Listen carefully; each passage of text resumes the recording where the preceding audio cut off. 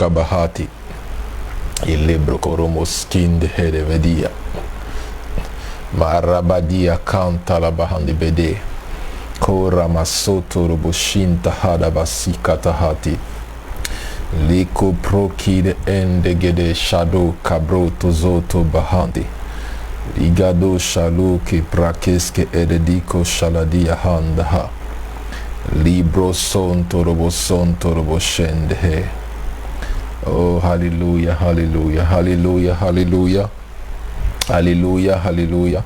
La bradiga baskanta ba. Lokos koto ribede brekende edegesh karado sote prekezia koshaba. Marabadia kinto soto prakide ende hedevi shaba. Hallelujah, hallelujah. Maradabado shinde edediko sonto robosi hando. Alléluia, alléluia, alléluia.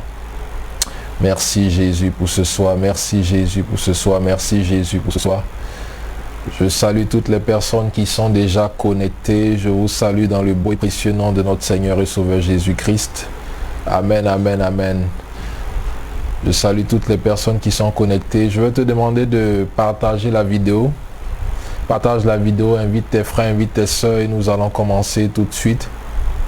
Partage, invite tes frères, invite tes soeurs. Ladabro so rebedia. Korabakesh ke herevediko brakido onto parodiga vaskid ene maradada da shando roboskin de he. Partage la vidéo et nous allons commencer comme d'habitude juste après cette adoration. Amen.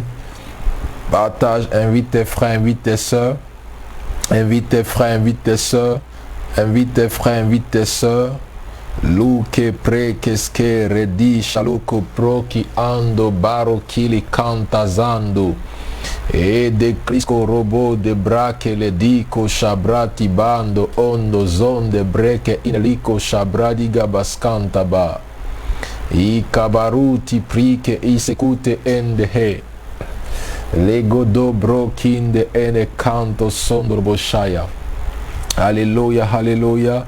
Alléluia. Invite tes frères, invite tes soeurs. Invite tes frères, invite tes soeurs. Dis-leur que nous sommes connectés. Amen. Le Seigneur veut te faire du bien encore en ce jour. Le Seigneur veut te faire du bien encore en ce soir. Amen, amen, amen. Il veut te faire énormément de bien en ce jour, en ce soir. Donc invite tes frères, invite tes soeurs. Morimondo Shondro Sondo. Nous allons juste commencer après cette adoration. Nous allons commencer après cette adoration.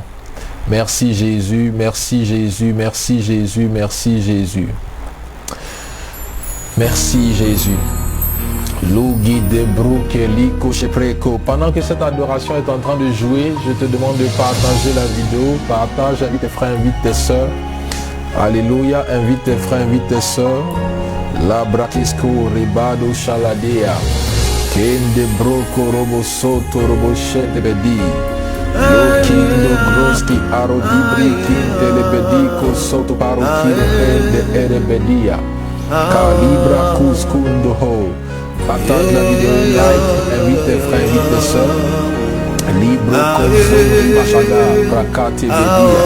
Maru digi shaga yamaza kanto digi kabayende. Loko pro gede kindo shalabro kusiha. Maradu briki alu kuske erediye shedoko zono. Maradu sujudu pide ende ede bide ondo de boscondo.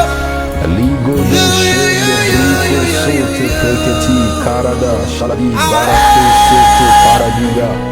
Kande broko tozori bashadaha. Paradiga basondo de bosondo de bosete. Kate preko zori mashadi kabayando soti prakido ondo de bosia. Merci Jésus pour ta puissance encore ce soir. Merci pour ta puissance manifeste encore ce soir. Merci parce que tu vas nous faire énormément de bien ce soir. Merci Jésus, merci Jésus, merci Jésus. Merci Jésus, merci Saint-Esprit de Dieu. Merci Jésus. Kadabro solibare shalado brokinde erebide. Ligodo brokinde erebedi. Calabroko soto bushende heredi kura makasa chabaha ligudu zizinde inemendo ondo soki te prekos kebro godo buzando bakira pada ligada shando brakende ede kestere dedo soto paradiga basata ini marakusha kute e bauti digando zori mando broti ede barokido odo barakea Maratoshi te prike ende ido sondo bro ede brico rosha la dia canta zando hibaya canta santa hade dosa cada brada barada de sade baroki de groski perdige vodi salado brote ede mama yende doce de zonde ido sondo de sinde Kiri kushka pato zode e barakushka hata Maria kinda ando bebe Kata diga vasute riga shalami ekuzo ramando Kroti andesori mashala kratade bebe barakusko torodo Edi barake shahadi Ligo zahando, ligo zahando, ligo zahando, ligo zahando Libri kuzi kide ide lishalado Karadabadi koski de ede barada Zado barakosh kahadi Gini marakuski indehe Ribo shekete ede varakosko. Merci Jésus. Seigneur, nous voulons te recommander ces instants maintenant. Jésus, nous voulons te recommander ces instants maintenant. Nous prions que tu viennes maintenant et que tu prennes le contrôle de toutes choses. Nous t'invitons Jésus, nous t'invitons Jésus, nous t'invitons Jésus, nous t'invitons Jésus. Merci Jésus, merci Jésus. Alléluia, alléluia, alléluia. Amen, amen, amen. Alors je salue Florence Diop.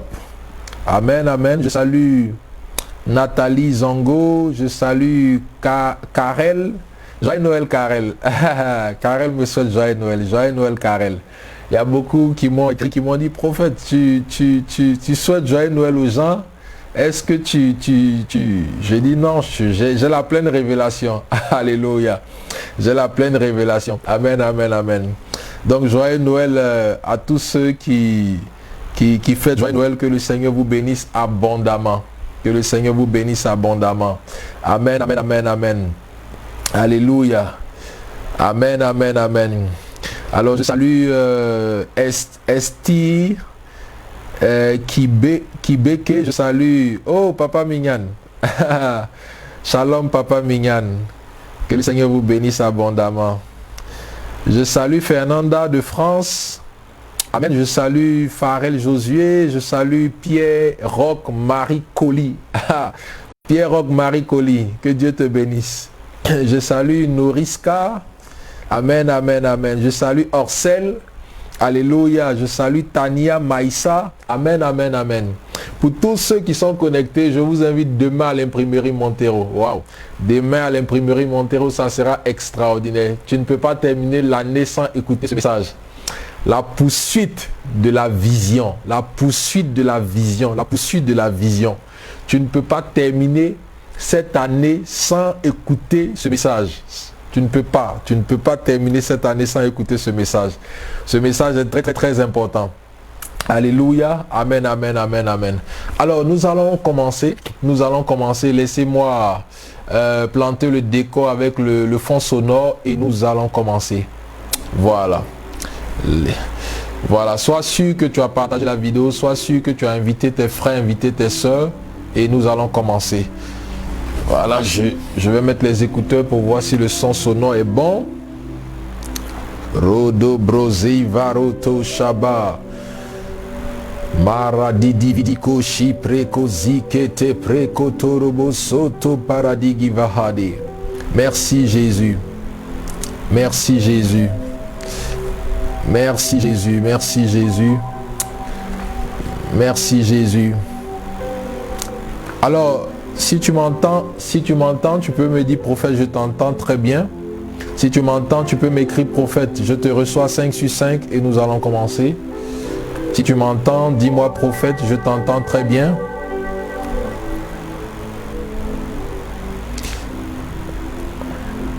Si tu m'entends, tu dis prophète, je t'entends très bien.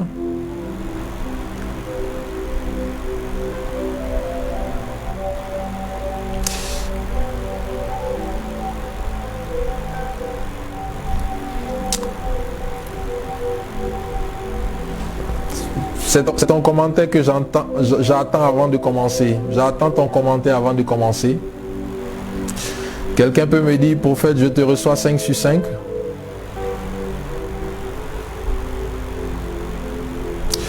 Ok, super. Super, super. Ok, ça marche. Ok, super. Voilà, ok. Prions. Seigneur, nous voulons te recommander ces instants, c'est 1 heure. Nous prions que tu prennes le contrôle de toutes choses. La Bible dit que c'est poussé par le Saint-Esprit que les hommes ont parlé de la part de Dieu.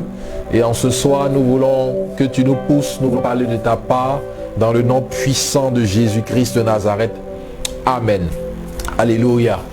Alors, aujourd'hui, c'est le 20 combien déjà 27. Voilà. Aujourd'hui, c'est le 27. Ok, aujourd'hui, c'est le 27. Amen, amen. Aujourd'hui, c'est le 27. Oh, la connexion commence à déconner.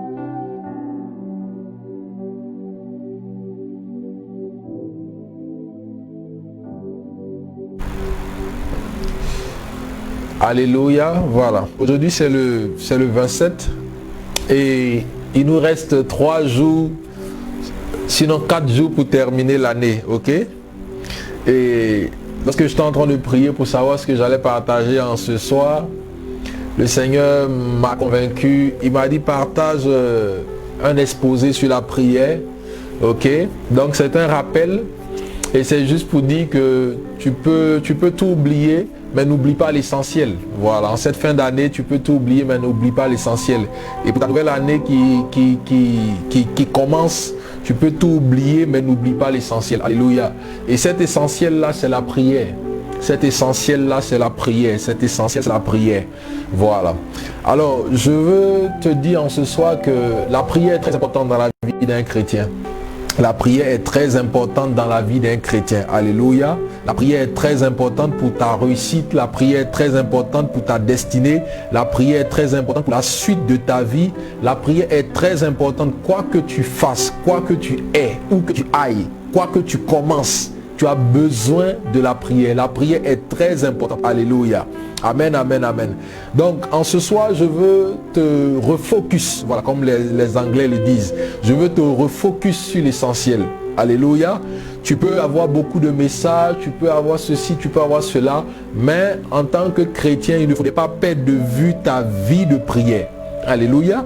En tant que chrétien, il ne faudrait pas perdre de vue ta vie de prière. Alléluia. Amen. Donc, la prière, c'est communiquer. La prière, c'est parler à Dieu, ok? La prière, c'est échanger, ok? Et la prière établit une relation avec Dieu. La prière établit une relation avec Dieu. Ça veut dire que sans la prière, il n'y a pas de relation, il n'y a pas de connexion, il n'y a pas de communication qui est établie avec Dieu. Il faudrait comprendre cela. Sans la prière, il n'y a pas de relation, il n'y a pas de connexion, il n'y a pas de communication qui est établie avec Dieu. Donc la prière établit cette communication avec Dieu. La prière établit cet échange privilégié avec Dieu. Ok? Et la vie chrétienne, c'est une relation qu'on maintient chaque jour avec Jésus. Je répète, j'ai dit la vie chrétienne, c'est une relation qu'on maintient chaque jour avec Jésus. Si vous suivez bien cette phrase, je parle de vie chrétienne, ok? Je parle de relation, je parle de maintenir, et il y a un aspect par lequel je termine, je parle de chaque jour, ok? Voilà. Contrairement aux autres religions, la religion chrétienne n'est pas seulement une religion, ok? Mais la religion chrétienne est beaucoup plus que ça, ok? La religion chrétienne, c'est une relation, ok? Ça va au-delà de la religion, ok? Parce que la religion, c'est un prototype ou bien c'est une structure qui a été mise en place par des hommes, ok? Mais la vie chrétienne va au-delà de la religion. La vie chrétienne, c'est une relation. Sinon, le christianisme, c'est une relation que nous avons avec Jésus, que nous avons avec Christ. Amen, amen. Et je dis que la vie chrétienne est une relation qu'on maintient. Maintenir veut dire s'efforcer pour ne pas que ça se casse, pour ne pas que ça se brise, ok, pour ne pas qu'il y ait rupture. Quand on parle de maintenir quelque chose, on parle de conserver cette chose dans l'état dans lequel cette chose est ou doit être. Ok? Donc, La vie chrétienne est une relation qu'on maintient. Il faudrait maintenir. Il y a des personnes qui commencent cette relation mais qui ne maintiennent pas. Ok? Il y a des personnes qui commencent cette relation mais qui ne maintiennent pas. Il y a des personnes qui commencent cette relation mais qui au bout du chemin lâchent, ou au bout du chemin cette relation est brisée, cette relation est cassée. Non, la vie chrétienne est une relation qu'on maintient. Maintenir veut dire s'efforcer. Tu dois t'efforcer pour maintenir la relation. Tu dois t'efforcer pour rester dans le tuyau. Tu dois te forcer pour rester dans le couloir. Ok? Tu dois te forcer pour rester dans la route de la vie chrétienne. Alléluia. Et c'est une relation qu'on maintient chaque jour. Ça veut dire que tu ne maintiens pas cette relation chaque semaine. Tu ne maintiens pas cette relation chaque mois. Non. Mais c'est une relation que tu maintiens chaque jour. Alléluia. C'est pourquoi la Bible dit qu'à chaque jour suffit sa peine. Ok? Ça veut dire que chaque jour, tu dois t'efforcer à maintenir cette relation. Et tu t'efforces à maintenir cette relation par quoi? Pas simplement la vie de prière. Simplement la vie de prière. La prière t'aide à maintenir la relation avec Dieu. La prière t'aide... Oh my God, je ne vois pas les commentaires. J'arrive même pas à me connecter sur le téléphone. Lebra kosko rebade brakida handa brakata ragidaha sikorobo shekete bede kerevedi koshaba. Merci Jésus, merci Jésus. Alléluia, alléluia, alléluia. Alors permettez-moi de pouvoir me connecter sur le téléphone hein, parce que je veux voir si on me suit. Et voilà. Librako soto paradiga vasia. Shibrako so prikate bede bede bede bede. Maradidi shalia kanta rabadia kanta baye. Merci Jésus, merci Jésus. Merci Jésus. Si tu es présent, envoie-moi des cœurs. Si tu es présent, envoie-moi des cœurs. Si tu es présent, envoie-moi des cœurs. Envoie-moi des cœurs. Si tu es présent, envoie-moi des likes. Barado shedebre kozorobo sike ende bedi. Meroski vero debre korobo shike rebedi kobosoto robo shaya. Kadabra kindarabadia kaskata baye sharia. Radidi didia katara mama yende de bobo soto robo shaya. Merci Jésus, merci Jésus. Merci Jésus. Ok, super. D'accord. Super. Ok, voilà. Voilà, je revois maintenant les commentaires. Ok. Super, ok. Voilà. Voilà. Donc je disais que on s'efforce de maintenir cette relation-là par la prière. Ok. On s'efforce de maintenir cette relation par la prière. Quand on parle de relation, on parle d'une affection. Quand on parle de relation, on parle d'une affinité. Quand on parle de relation, on parle d'une complicité, d'un échange privilégié. Ok? C'est ça une relation. Ok? La relation, c'est une affinité, c'est un échange privilégié. La relation, c'est même une complicité. Ok? Et on maintient cette relation chaque jour au travers de la prière. Ok? Et je veux te dire que la prière doit devenir une habitude dans ta vie. Tu ne dois pas prier simplement parce que quelqu'un te dit de prier, ou tu ne dois pas prier simplement parce que je suis en train de t'exhorter à la prière, ou je suis en train de t'exhorter à l'essentiel. Non, tu dois prier parce que la prière est devenue un essentiel dans ta vie. La prière est devenue une prérogative dans ta vie. La prière est devenue un impératif dans ta vie. La prière est devenue une source de vitalité dans ta vie. La prière est devenue quelque chose que tu ne peux pas t'en passer, quelque chose qui est vital pour toi, un peu comme ta respiration. Et j'ai pour habitude de dire que la prière, c'est la respiration du chrétien. Donc un chrétien qui ne prie pas, c'est un chrétien qui a arrêté de respirer. Et faites l'expérience physiquement, faites l'expérience. Si vous êtes un être humain, essayez de vous boucher le nez, essayez de vous boucher la bouche, mais vous verrez qu'au bout de 1 minute, au bout de 2 minutes, vous n'y arrivez pas. Vous sentez que l'air ne rentre plus dans les poumons, vos ventricules ne sont plus oxygénés, donc il y a quelque chose qui se produit. Mais c'est de cette même manière-là, beaucoup ont déserté le camp de la prière. C'est de cette même manière-là, beaucoup sont partis à la retraite en ce qui concerne la prière. Les chrétiens ne prient plus. Les chrétiens sont devenus paresseux. Les chrétiens sont devenus nonchalants. Les chrétiens sont devenus, je ne sais pas quel terme encore employer. Non, mais il faut que tu puisses revenir à l'action de la prière. Il faut que tu puisses revenir à la montagne de la prière, parce que la prière est très très très très importante. Donc, la prière doit devenir une habitude dans ta vie. Ok? Il y a un proverbe, sinon un dicton qui dit que l'habitude est une seconde nature. Ça veut dire que l'habitude, c'est quelque chose qui rentre dans tes mœurs, ok? C'est quelque chose qui rentre dans comment est-ce que je peux le dire? Dans ton vécu quotidien. C'est quelque chose qui devient intrinsèque à toi. C'est quelque chose qui rentre dans ta nature, ok? C'est quelque chose qui se fond en toi, ok? Donc la prière doit devenir une habitude en toi, ok?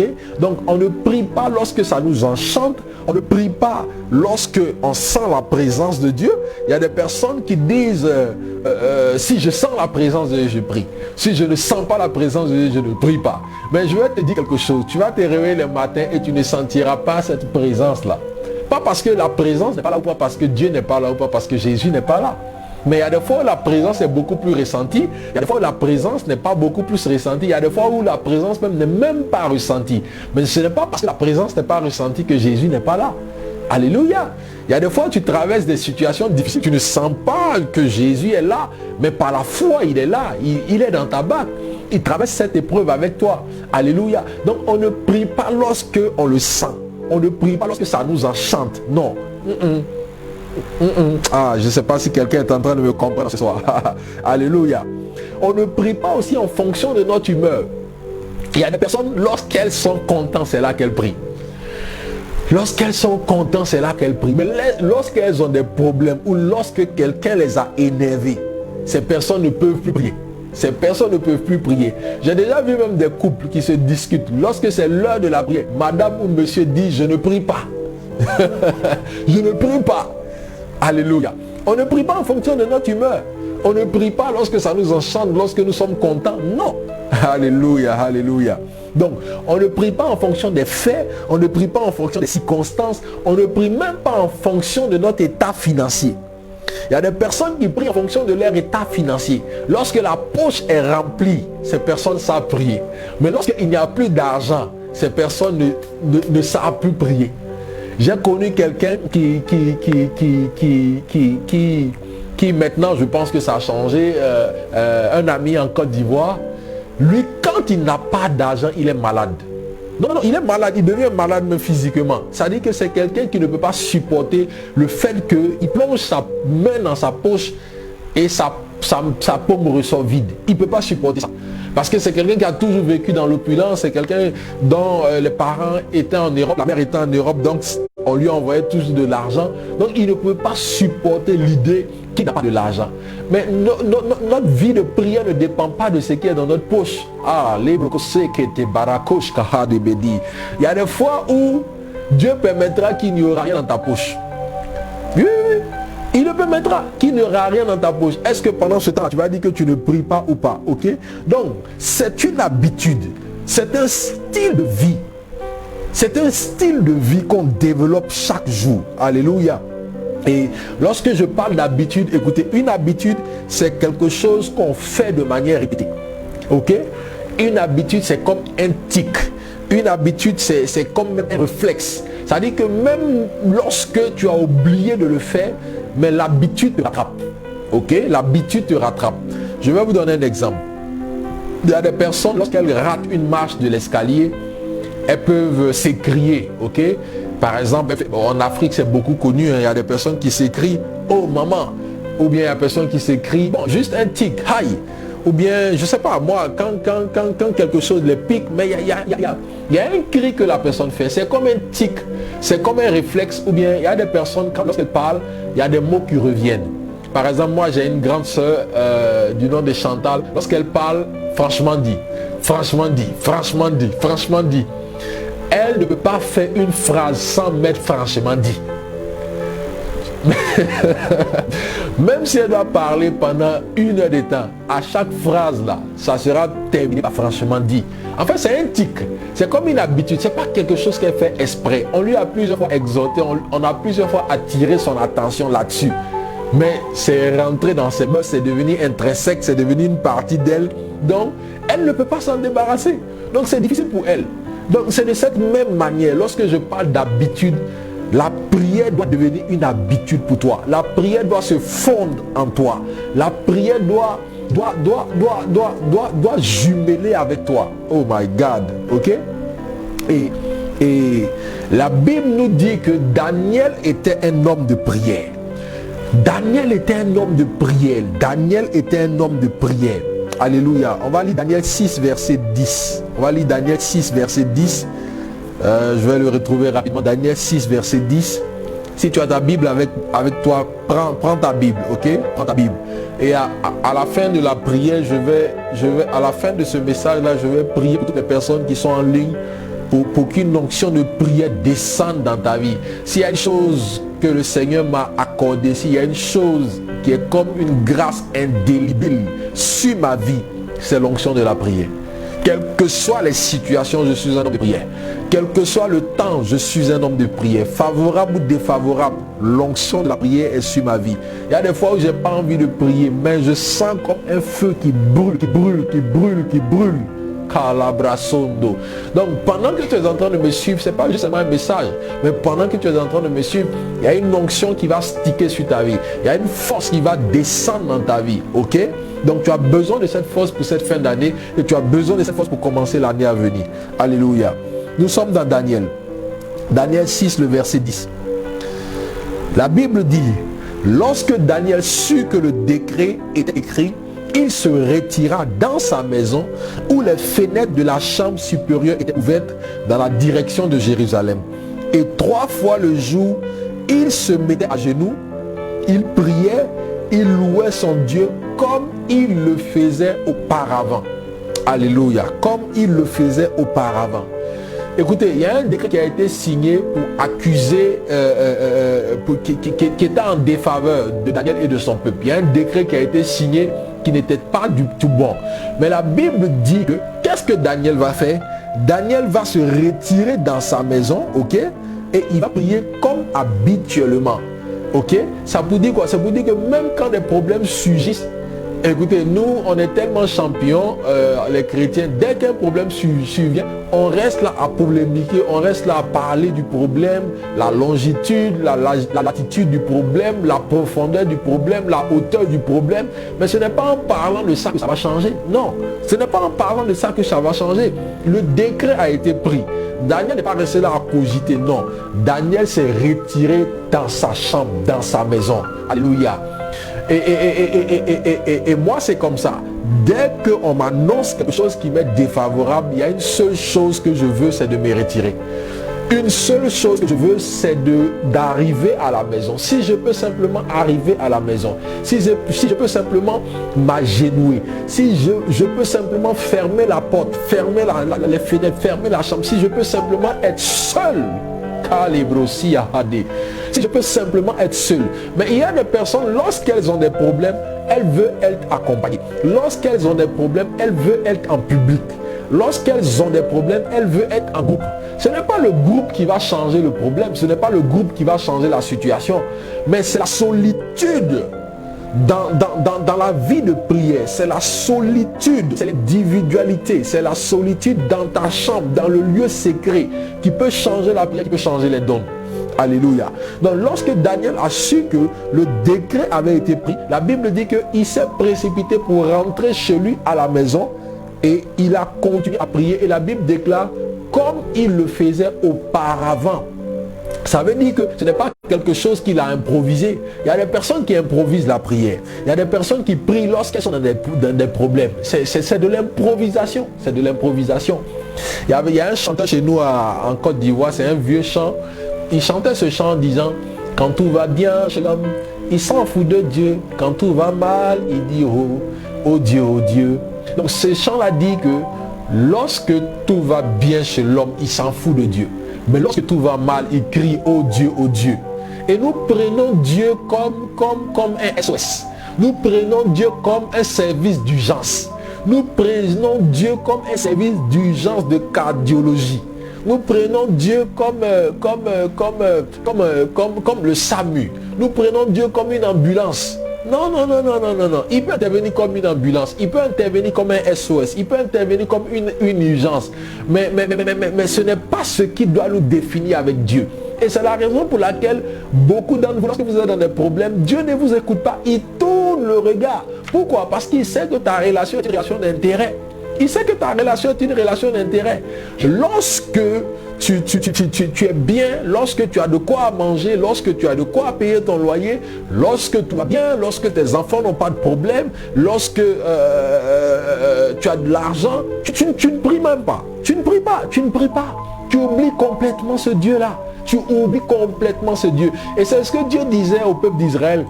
Il leur disait, il avait parlé d'avance, parce que vous savez, notre Dieu, c'est le Dieu qui est l'alpha et qui est l'oméga, qui connaît le présent et qui connaît l'avenir.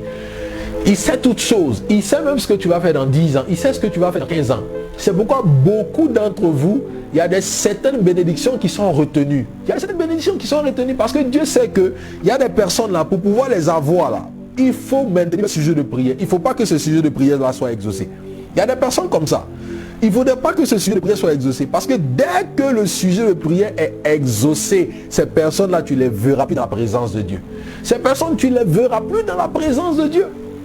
Donc Dieu vous connaît. Dieu connaît le cœur. Dès que certains sujets de prière sont exaucés, c'est fini. Ni vu, ni connu.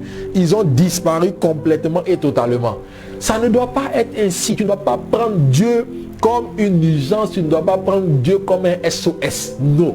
Non, non, non, non. Il peut intervenir comme un SOS, mais tu as besoin d'établir une relation privilégiée avec Dieu. Alléluia. Tu as besoin d'établir une relation privilégiée avec Dieu. Amen. Parlant du peuple d'Israël, Dieu a dit, il les a délivrés de la main de l'Égypte, de la captivité de l'Égypte. Il les a fait traverser la mer Rouge par une main puissante. Il les a fait rentrer, comme on appelle, dans le désert. Il les a éprouvés là-bas. Après, il les a menés à Canaan où coule le lait, le miel. Et il va finir par la suite en leur disant, il a dit, je sais que lorsque vous allez vous engraisser, lorsque vous allez manger, les meilleures productions de ce pays, lorsque vous allez manger tous les mets succulents, lorsque vous allez vous engraisser et grossir, vous allez m'oublier, vous allez mépriser mes commandements, vous allez mépriser mes préceptes, vous allez mépriser beaucoup de choses que j'ai fait pour vous. Alléluia. Et Dieu en ce soir, il se pose cette question. Est-ce que s'il te bénit, est-ce que tes 2 pieds seront dans la maison de Dieu toujours? Est-ce que si Dieu te bénit, tu ne vas pas l'abandonner? Est-ce que si Dieu te bénit, tu ne vas pas commencer à être hautain ou orgueilleux? J'ai prié pour des gens qui n'étaient rien, des gens qui étaient insignifiants. J'ai prié pour eux. Les portes du travail se sont ouvertes. Ces personnes-là, même pour répondre à ton message, ces personnes-là te multiplient par 0. Je vous dis la vérité, l'homme est ingrat. L'homme est ingrat. L'homme est très ingrat. Je vous dis la vérité, l'homme est très ingrat. Lorsqu'ils veulent que Dieu les exauce, ils peuvent courir derrière les serviteurs de Dieu. Prie pour moi, fais ceci, fais cela. Souvent on prie, souvent on jeûne, souvent on passe des nuits de veille dans la présence de Dieu. Mais lorsque Dieu leur ouvre une petite porte, my God.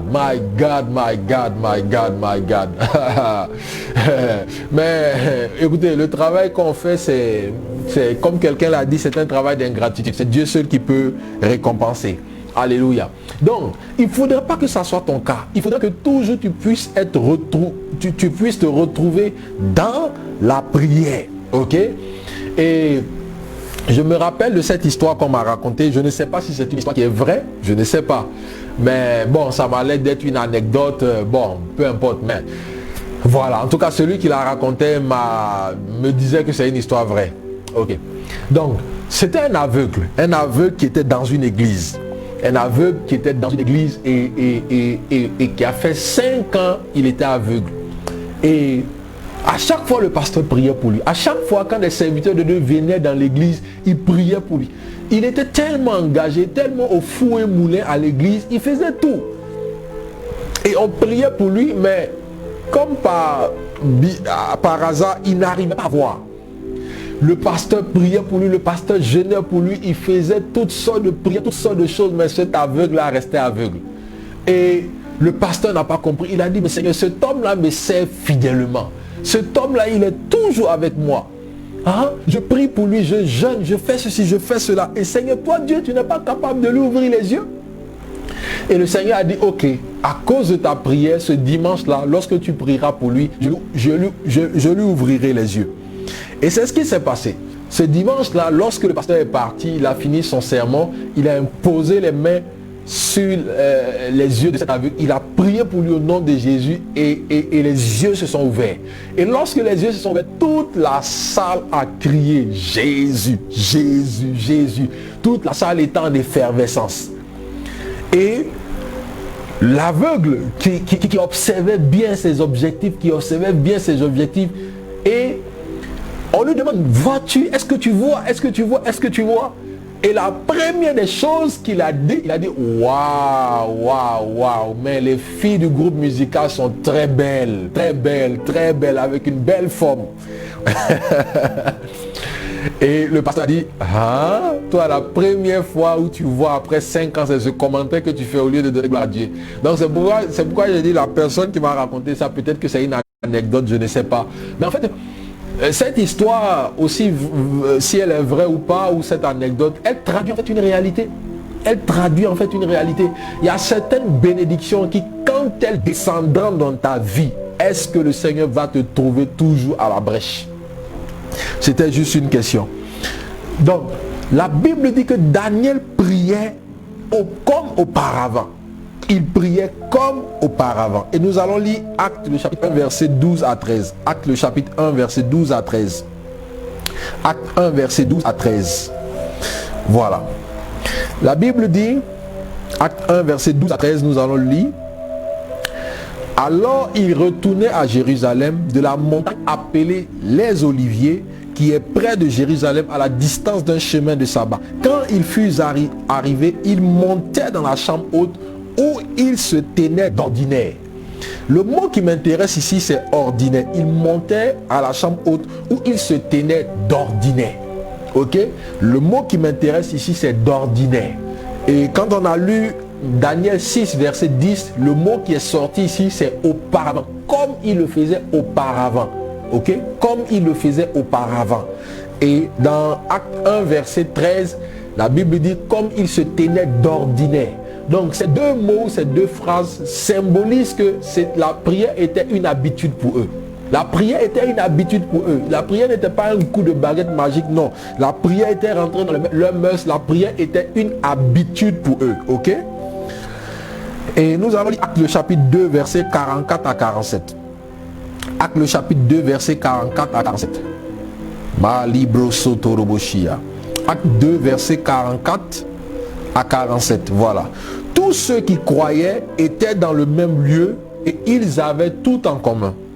Ils vendaient leurs propriétés et leurs biens et ils en partageaient le produit en tous selon les besoins de chacun. Ils étaient chaque jour tous ensemble assidus au temple.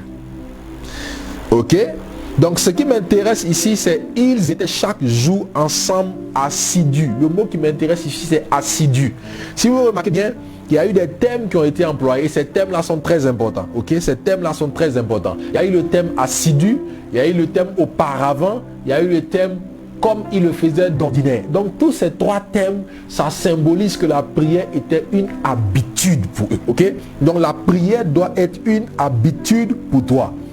Et j'ai pour habitude de dire que la puissance ne réside pas forcément dans la force, mais la puissance réside dans la constance. Il y a des situations qui peuvent changer à cause de ta constance dans la prière. Il y a des situations qui peuvent changer pas parce que tu pries, comment est-ce que je peux le dire? Pas parce que tu es puissant, pas parce que tu es fort, pas parce que tu es grand, mais il y a des situations qui vont changer parce que tu es constant. Ok?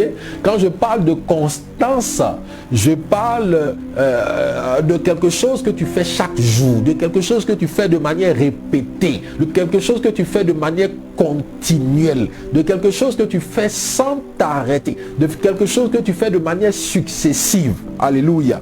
Je ne sais pas si je suis en train de parler à quelqu'un. Ok? Donc la puissance réside dans la constance. La puissance réside dans la constance. Il n'y a aucune situation qui peut résister à la puissance de la prière. Quelle que soit cette situation, il n'y a aucune situation qui peut résister à la puissance de la prière. La raison pour laquelle tu n'as pas été exaucé ou que tu n'es pas exaucé, c'est parce que tu t'es flétri dans la prière, c'est parce que tu as abandonné dans la prière, c'est parce que tu n'as pas été constant. Alléluia. Alléluia. Donc je t'exhorte à être constant. Amen.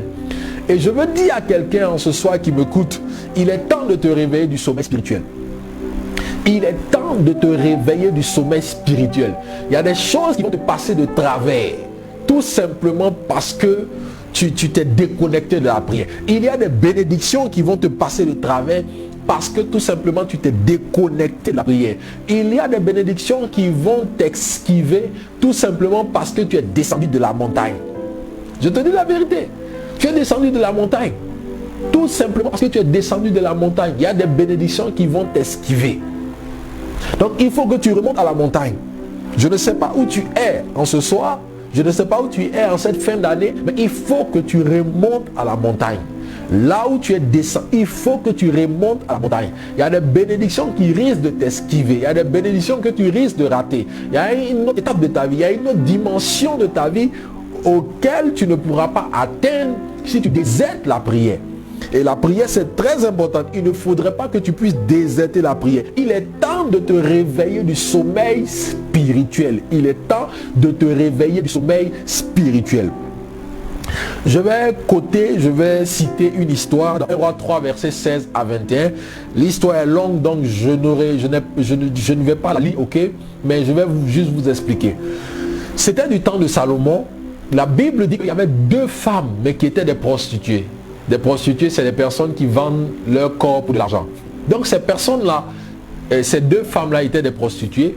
Et ces deux femmes-là ont eu un enfant à la même période. Ok, donc elles sont tombées enceintes à la même période et l'une a accouché et juste après l'autre a accouché. Ok, donc ces deux femmes avaient entre leurs mains leurs enfants respectifs, et c'était des bébés. Et voici que pendant qu'elles sont dans la même chambre en train de dormir, il y a une qui dort beaucoup trop mal et qui en dormant se retourne et elle écrase complètement son bébé et son bébé meurt sur le champ. Et qu'est-ce qui va se passer? Elle prend l'enfant qui est vivant, qui est dans le sein de sa voisine, et elle prend cet enfant, elle le met au travers de son sein, ok? Et elle prend l'enfant qui est mort, elle le met au travers du sein de la mère qui dormait. Et la mère qui dormait, quand elle se réveille le matin, elle regarde bien l'enfant, elle dit non, c'est pas mon enfant. Vous savez que les mères connaissent leur enfant. Okay? Les mamans connaissent leur enfant. Elles connaissent la silhouette, le nez, la forme des yeux. Donc elle regarde, elle dit c'est pas mon enfant. Elle dit c'est mon enfant qui est vivant, c'est mon enfant qui se trouve de l'autre côté. Et l'autre dit ce n'est pas ton enfant qui est vivant. Ton enfant est mort. Et cette personne-là, cet enfant-là, il est mien. C'est mon enfant. Et l'affaire est partie chez le roi Salomon. Et le roi Salomon a pu juger par la sagesse de Dieu. Mais ce n'est pas la conclusion de ce texte qui m'intéresse en ce soir. Ce qui m'intéresse en ce soir, c'est que c'est pendant qu'elle dormait que quelque chose s'est passé. Ok? Pendant qu'elle dormait, c'est là que quelque chose s'est passé. Ok? Pendant que cette femme-là dormait, c'est là que quelque chose s'est passé. Donc, pendant que vous dormez, il y a des transferts. Il y a des transferts qui se passent. Pendant que vous dormez, il y a des choses que vous ratez. Pendant que vous êtes assoupi, ok? Pendant que vous êtes assoupi par le sommeil, il y a des choses que vous allez rater. Il y a des bénédictions qui ne vont pas vous atteindre. Combien de personnes qui étaient à la porte de leur miracle, à la porte de leur bénédiction, et qui ont perdu de coup cette bénédiction? Pourquoi? Parce que ces personnes n'ont pas veillé. Jésus dit veillez et priez, veillez et priez, veillez et priez. Alléluia. Donc ces personnes-là n'ont pas pu recevoir leur miracle alors qu'elles étaient au bout de leur miracle, mais elles n'ont pas pu recevoir leur miracle tout simplement parce qu'elles ont démissionné à l'action de la prière. Donc c'est pendant que tu dors que l'ennemi peut voler ta bénédiction. Donc il faut que tu sois averti. Il faut que tu aies un œil ouvert à la prière. Ok? Il faut que tu aies un œil ouvert à la prière. Et en tant que chrétien, je ne te conseille même pas de dormir toute la nuit. dormi toute la nuit. C'est-à-dire que tu vas au lit à 21h, 22h et tu dors jusqu'au matin. Souvent même pour des gens, 7 heures, souvent 8 heures. Il y a des personnes qui ont 10 heures de sommeil, 20 heures de sommeil. Non, non, non, toute une nuit comme ça, gaspillée comme ça. Ah non, non, non, non, non, non, non, non, non, non, non, non. Donc en ce soir, je vais te montrer des topos, ok? C'est des choses que j'ai plusieurs fois parlé, mais je parle le récapitulatif pour que tu puisses être braqué sur l'essentiel. Alléluia. Donc, si vous remarquez, même au niveau des banques, les plus gros transferts sont déclenchés les nuits. C'est-à-dire que pendant que toi tu es en train de dormir là, hein, dans l'atmosphère spirituelle, dans les câbles, dans les réseaux numériques, il y a des transferts de 1 milliard, de 2 milliards qui sont en train de passer sous ta tête. Ok? Il y a des transferts qui sont en train de passer. Alors je suis en train de te parler là, il y a des virements bancaires qui sont en train de traverser. Il y a des virements qui sont en train de quitter l'Afrique du Sud, qui sont en train de passer au-dessus de ma tête pour arriver en Europe dans un compte là-bas.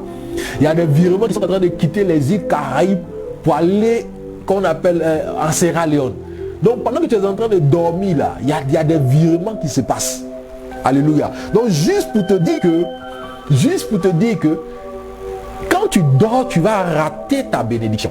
Ok? Je ne suis pas en train de dire de ne pas dormir, mais je suis en train de te dire d'être éveillé. Ok? Je suis en train de te dire d'être sobre. Ok? Je suis en train de te dire qu'il est temps de te réveiller du sommeil spirituel. Pour ceux qui dorment beaucoup, pour ceux qui ont une vie de prière quasiment morte, pour ceux qui ont une vie de prière inerte, je te demande en ce soir de te réveiller du sommeil. Et pendant que je suis en train de parler, pendant que j'étends ma main à l'écran, je déclare et je décrète que l'onction de la prière descende dans ta vie. Pour toi qui n'avais plus la force de prier, pour toi qui étais déconnecté de la réalité de la prière, pendant que cette main à l'écran, je prophétise que ce n'est plus ma main, mais c'est la main de Jésus. Et je déclare que cette main est en train de te visiter maintenant. Il y a une onction de prière qui descend sur ta vie. Il y a une onction de prière qui est en train de restaurer ton niveau de prière, qui est en train de restaurer le stade de la prière dans ta vie. Au nom puissant de Jésus-Christ de Nazareth.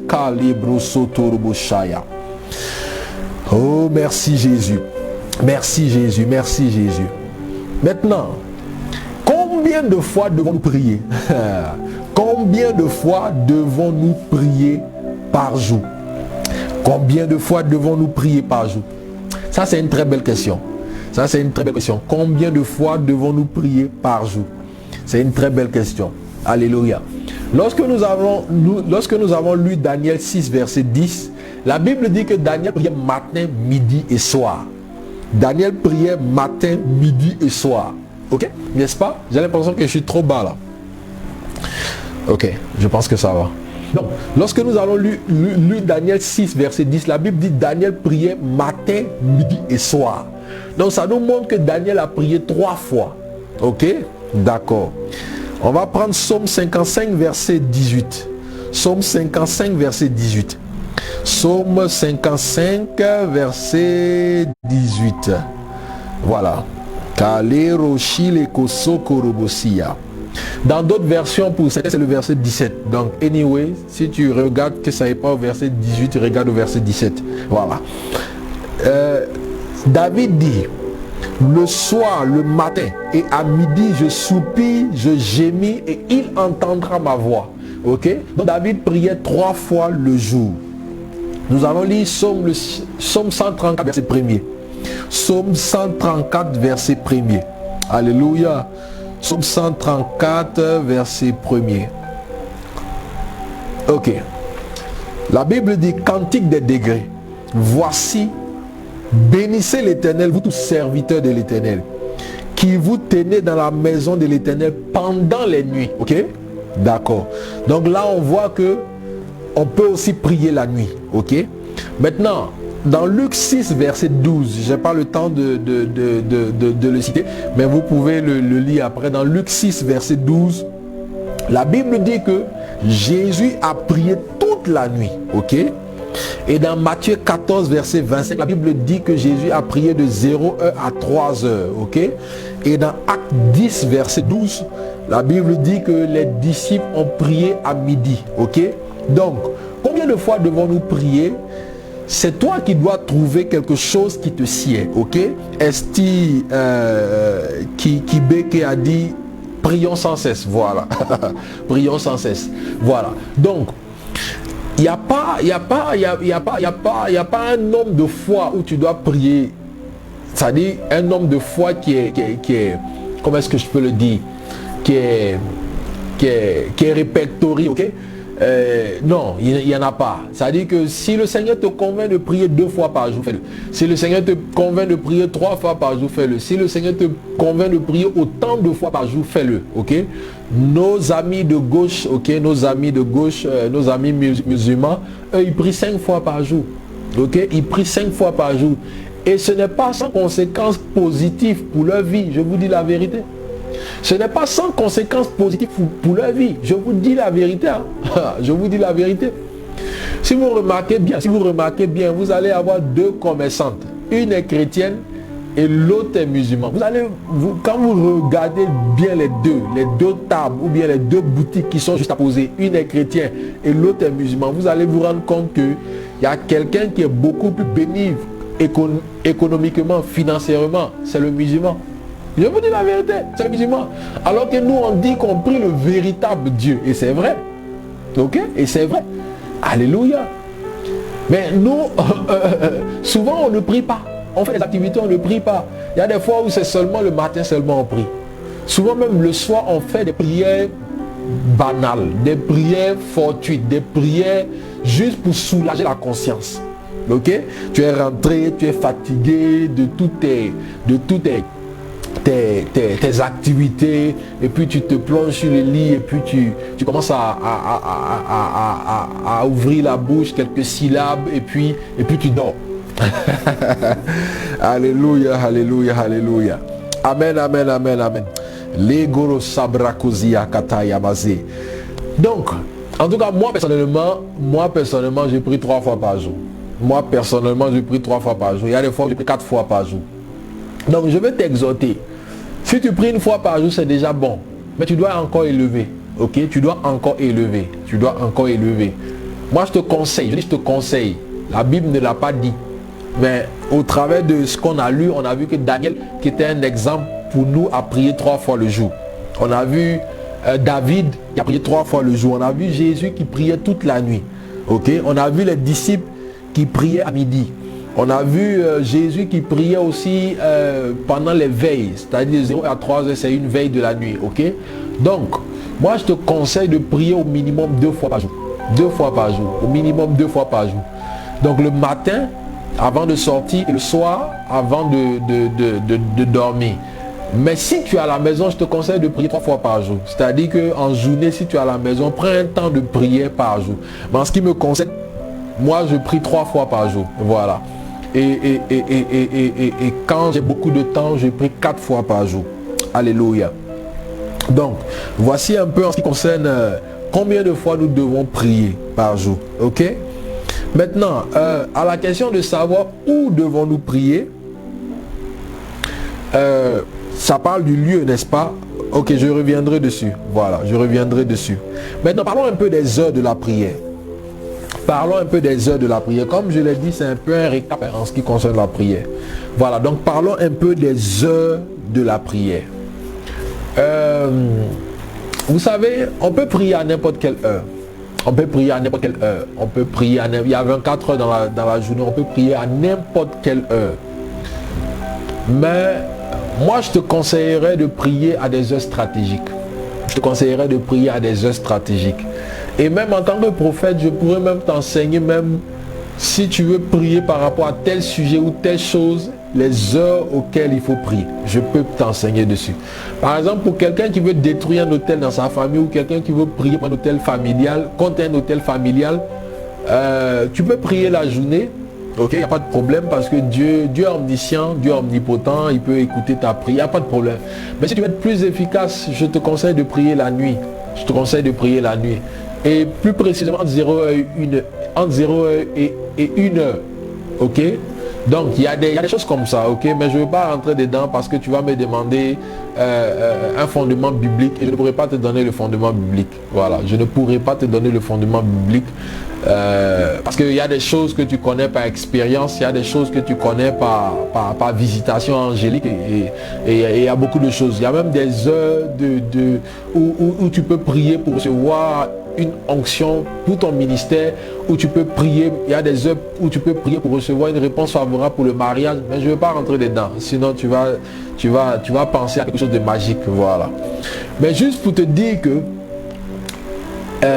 on peut prier à n'importe quelle heure, mais il y a des heures qui sont stratégiques, ok? Il y a des heures qui sont très stratégiques. Et moi, je te conseille de te réveiller le matin avant le lever du soleil. Je te conseille de dévancer le jour. Et j'ai un message là-dessus que j'ai prêché. Ce message-là est intitulé « Dévancer l'aurore ». Je te conseille de chercher ce message-là sur ma page et puis d'écouter. C'est un message qui est très puissant. Alléluia. Donc, si tu veux faire des emplettes pour la journée, si tu veux faire des emplettes pour la journée, si tu veux faire des achats et des provisions pour la journée, je te conseille de dévancer l'aurore. Ok, je te conseille de dévancer le lever du soleil. C'est très important. Alléluia. Donc là, je suis en train de te parler des heures de la prière. Ok. Et le soir aussi, je te conseille de prier entre 21h et 0h, ok? Entre 21h et 0h. Et ce que je te conseille, c'est que il y a des personnes, par exemple, qui prient juste avant qu'elles veulent dormir. Ça, c'est déjà fantastique, c'est déjà extraordinaire, ok? Mais si tu peux avoir un temps de prière un peu avant ton sommeil, ok? Parce que, je le dis pourquoi? Je le dis parce que j'estime que juste avant le sommeil, tu n'as pas beaucoup d'énergie.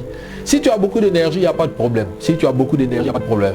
Mais il y a des personnes, dès qu'elles ont fini de dîner, elles sont là à parler, à passer, à discuter sur l'ordinateur, ceci, cela. Et puis après, lorsque le sommeil commence, c'est là qu'elles vont se préparer à prier.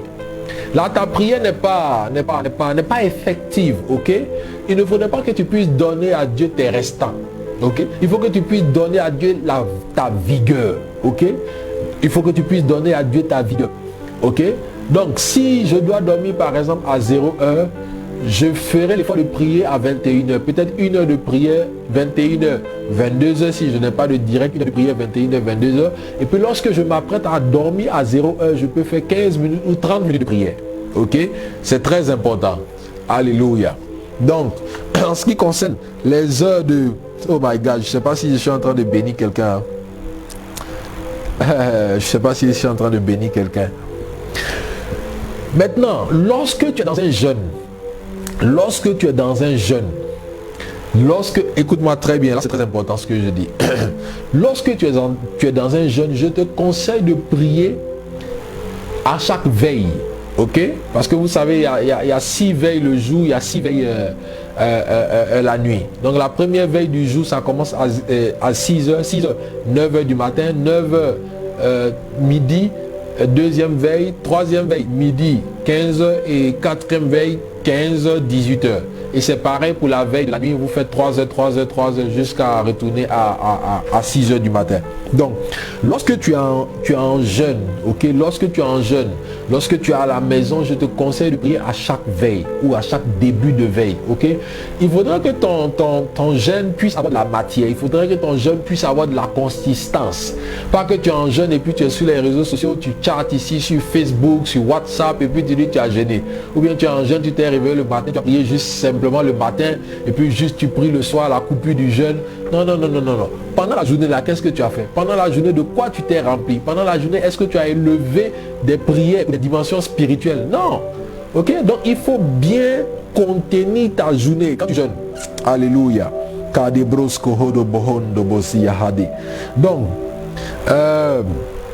Donc, quand devons-nous prier? Nous devons prier tôt le matin.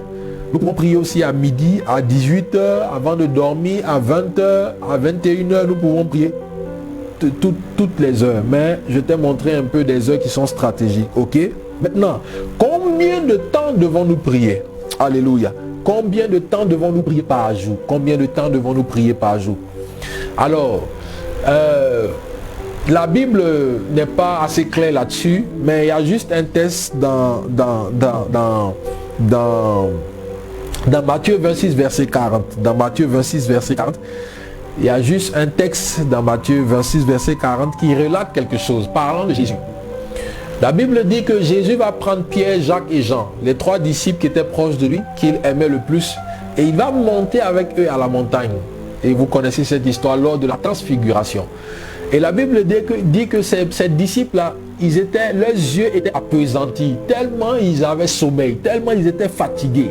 Peut-être par la journée, peut-être par tout ce qu'ils ont eu à faire, peut-être par la longue marche. Voilà. Donc je ne sais. Et Jésus leur dit, veillez avec moi, veillez avec moi. Et ils n'ont pas pu. Quand ils revenaient vers eux à chaque fois, leurs yeux étaient apaisantis. Vous voyez, c'est comme quelqu'un que tu vas te reconnaître dans cette histoire. Souvent tu réveilles quelqu'un pour prier, tu vois que la personne est comme ça. Les yeux sont, tu sens que le sommeil est là. La personne, ils sont fatigués. Jésus les réveille première fois, ils dorment. Ils se réveillent. Il revient vers eux la deuxième fois, il les tape, il se réveille, il revient vers eux la troisième fois. Et Jésus finit par dire, vous n'avez même pas pu veiller ne fût-ce qu'une seule heure avec moi. Donc moi, s'il y a un conseil que je peux donner à un chrétien, s'il y a un conseil que je peux donner à un chrétien, faites tout pour prier 1 heure par jour. Quand je dis 1 heure, ça dit 60 minutes par jour, 60 minutes. Faites tout pour prier 60 minutes par jour. Ça, c'est le conseil que je te donne. Ça, c'est le conseil que je te donne. Fais tout pour prier 60 minutes par jour.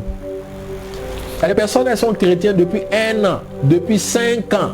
Même prier 1 heure par jour, tu ne peux pas le faire. Il y a des personnes qui sont chrétiennes depuis 5 ans, depuis 10 ans. Il y a d'autres même qui sont chrétiennes depuis 10 ans. 10 ans.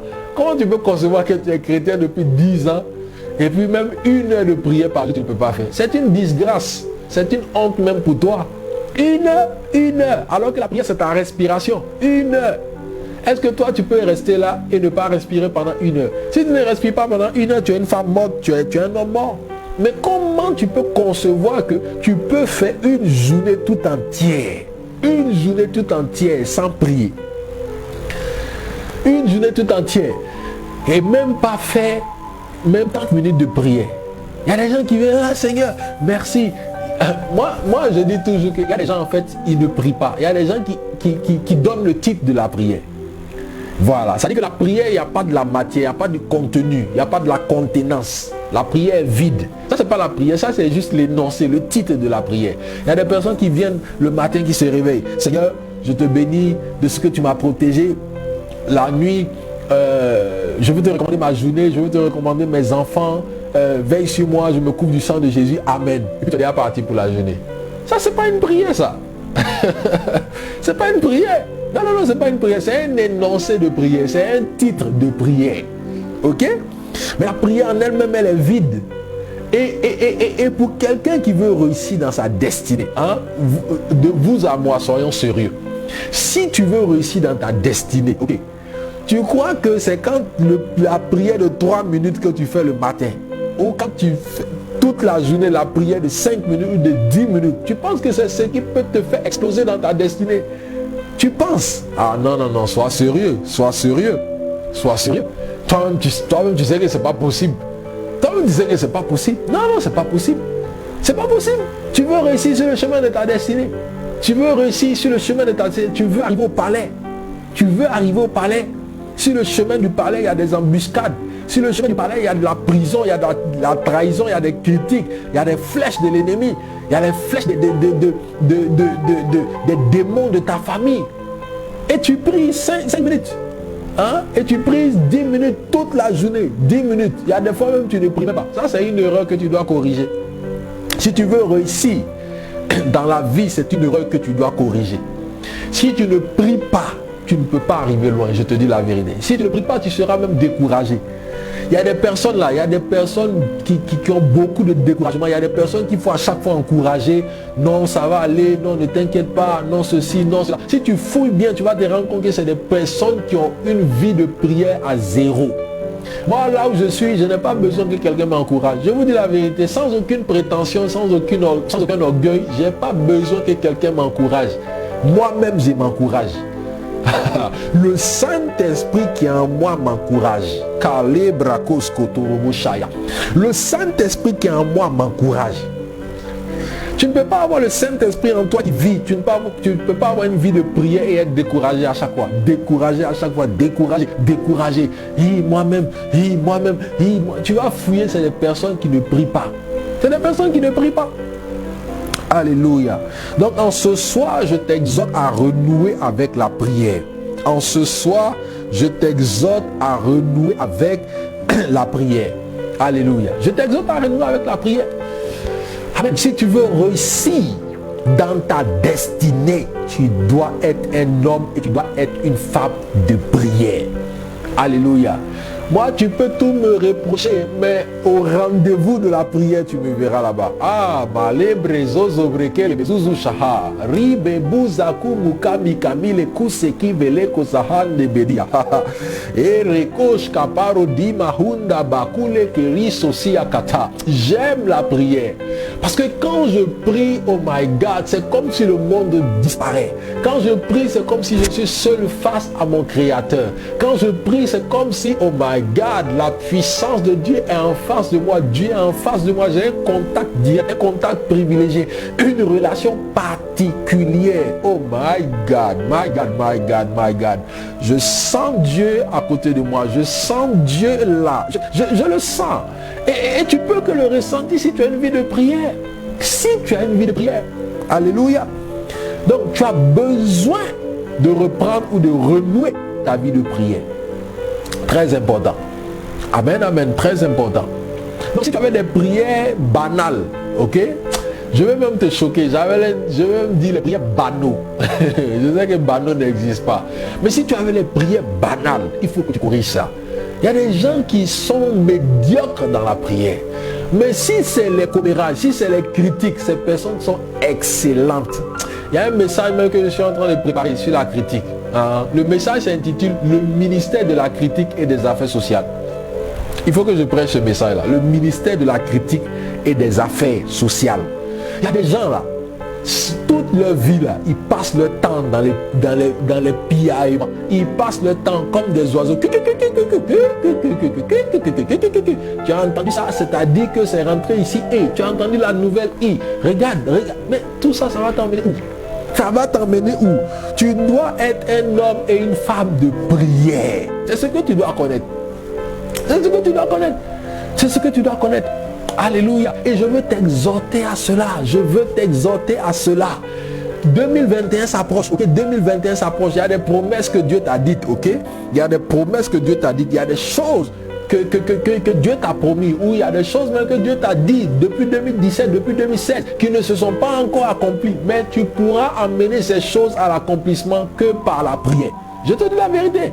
Sinon 2021 sera encore une année de plus. Une année de plus. On va se sortir les vœux. 2021 sera l'année de l'exaucement, sera l'année de la gloire, sera l'année de la puissance, sera l'année de ceci, l'année de cela. Mais si tu es déserte à la prière, ces choses-là n'arriveront pas. Je te dis la vérité, ces choses-là n'arriveront pas. Moi, en 2021, je m'attends à la gloire de Dieu. Je m'attends à la puissance de Dieu. Je m'attends à une onction extraordinaire. Je m'attends à être shifté dans une autre dimension. Je m'attends à être boosté. Je m'attends, oh my God. J'attends que mon don de vision même soit shifté à une autre dimension. 2021, j'attends beaucoup de choses. C'est pourquoi je ne peux pas jouer. Je ne peux pas jouer. J'attends beaucoup de choses. La Bible dit j'entends ça dans mon esprit et c'est comme une encre et je dois te le dire. La Bible dit que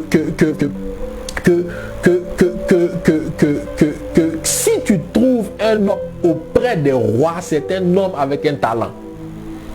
Si tu trouves un homme auprès des rois, c'est un homme habile. Tu ne verras jamais un insensé auprès des rois. Tu ne verras jamais, je te le dis parce que je le ressens dans mon esprit, tu ne verras jamais un insensé auprès des rois. Tu ne verras jamais un fou auprès des rois. Si tu trouves un homme auprès d'un roi, c'est un homme habile. Si tu trouves un homme auprès d'un roi, c'est un homme qui a du talent. Qu'est-ce que cela veut dire? Cela veut dire que par ton talent, tu peux être propulsé dans la cour du roi. Amen. C'est pour dire quoi? C'est pour dire que lorsque tu as quelque chose de Dieu en toi, il faut que cela grandisse. Lorsque tu as quelque chose de Dieu en toi, il faut que cela soit boosté. Il faut que cela soit shifté à une autre dimension.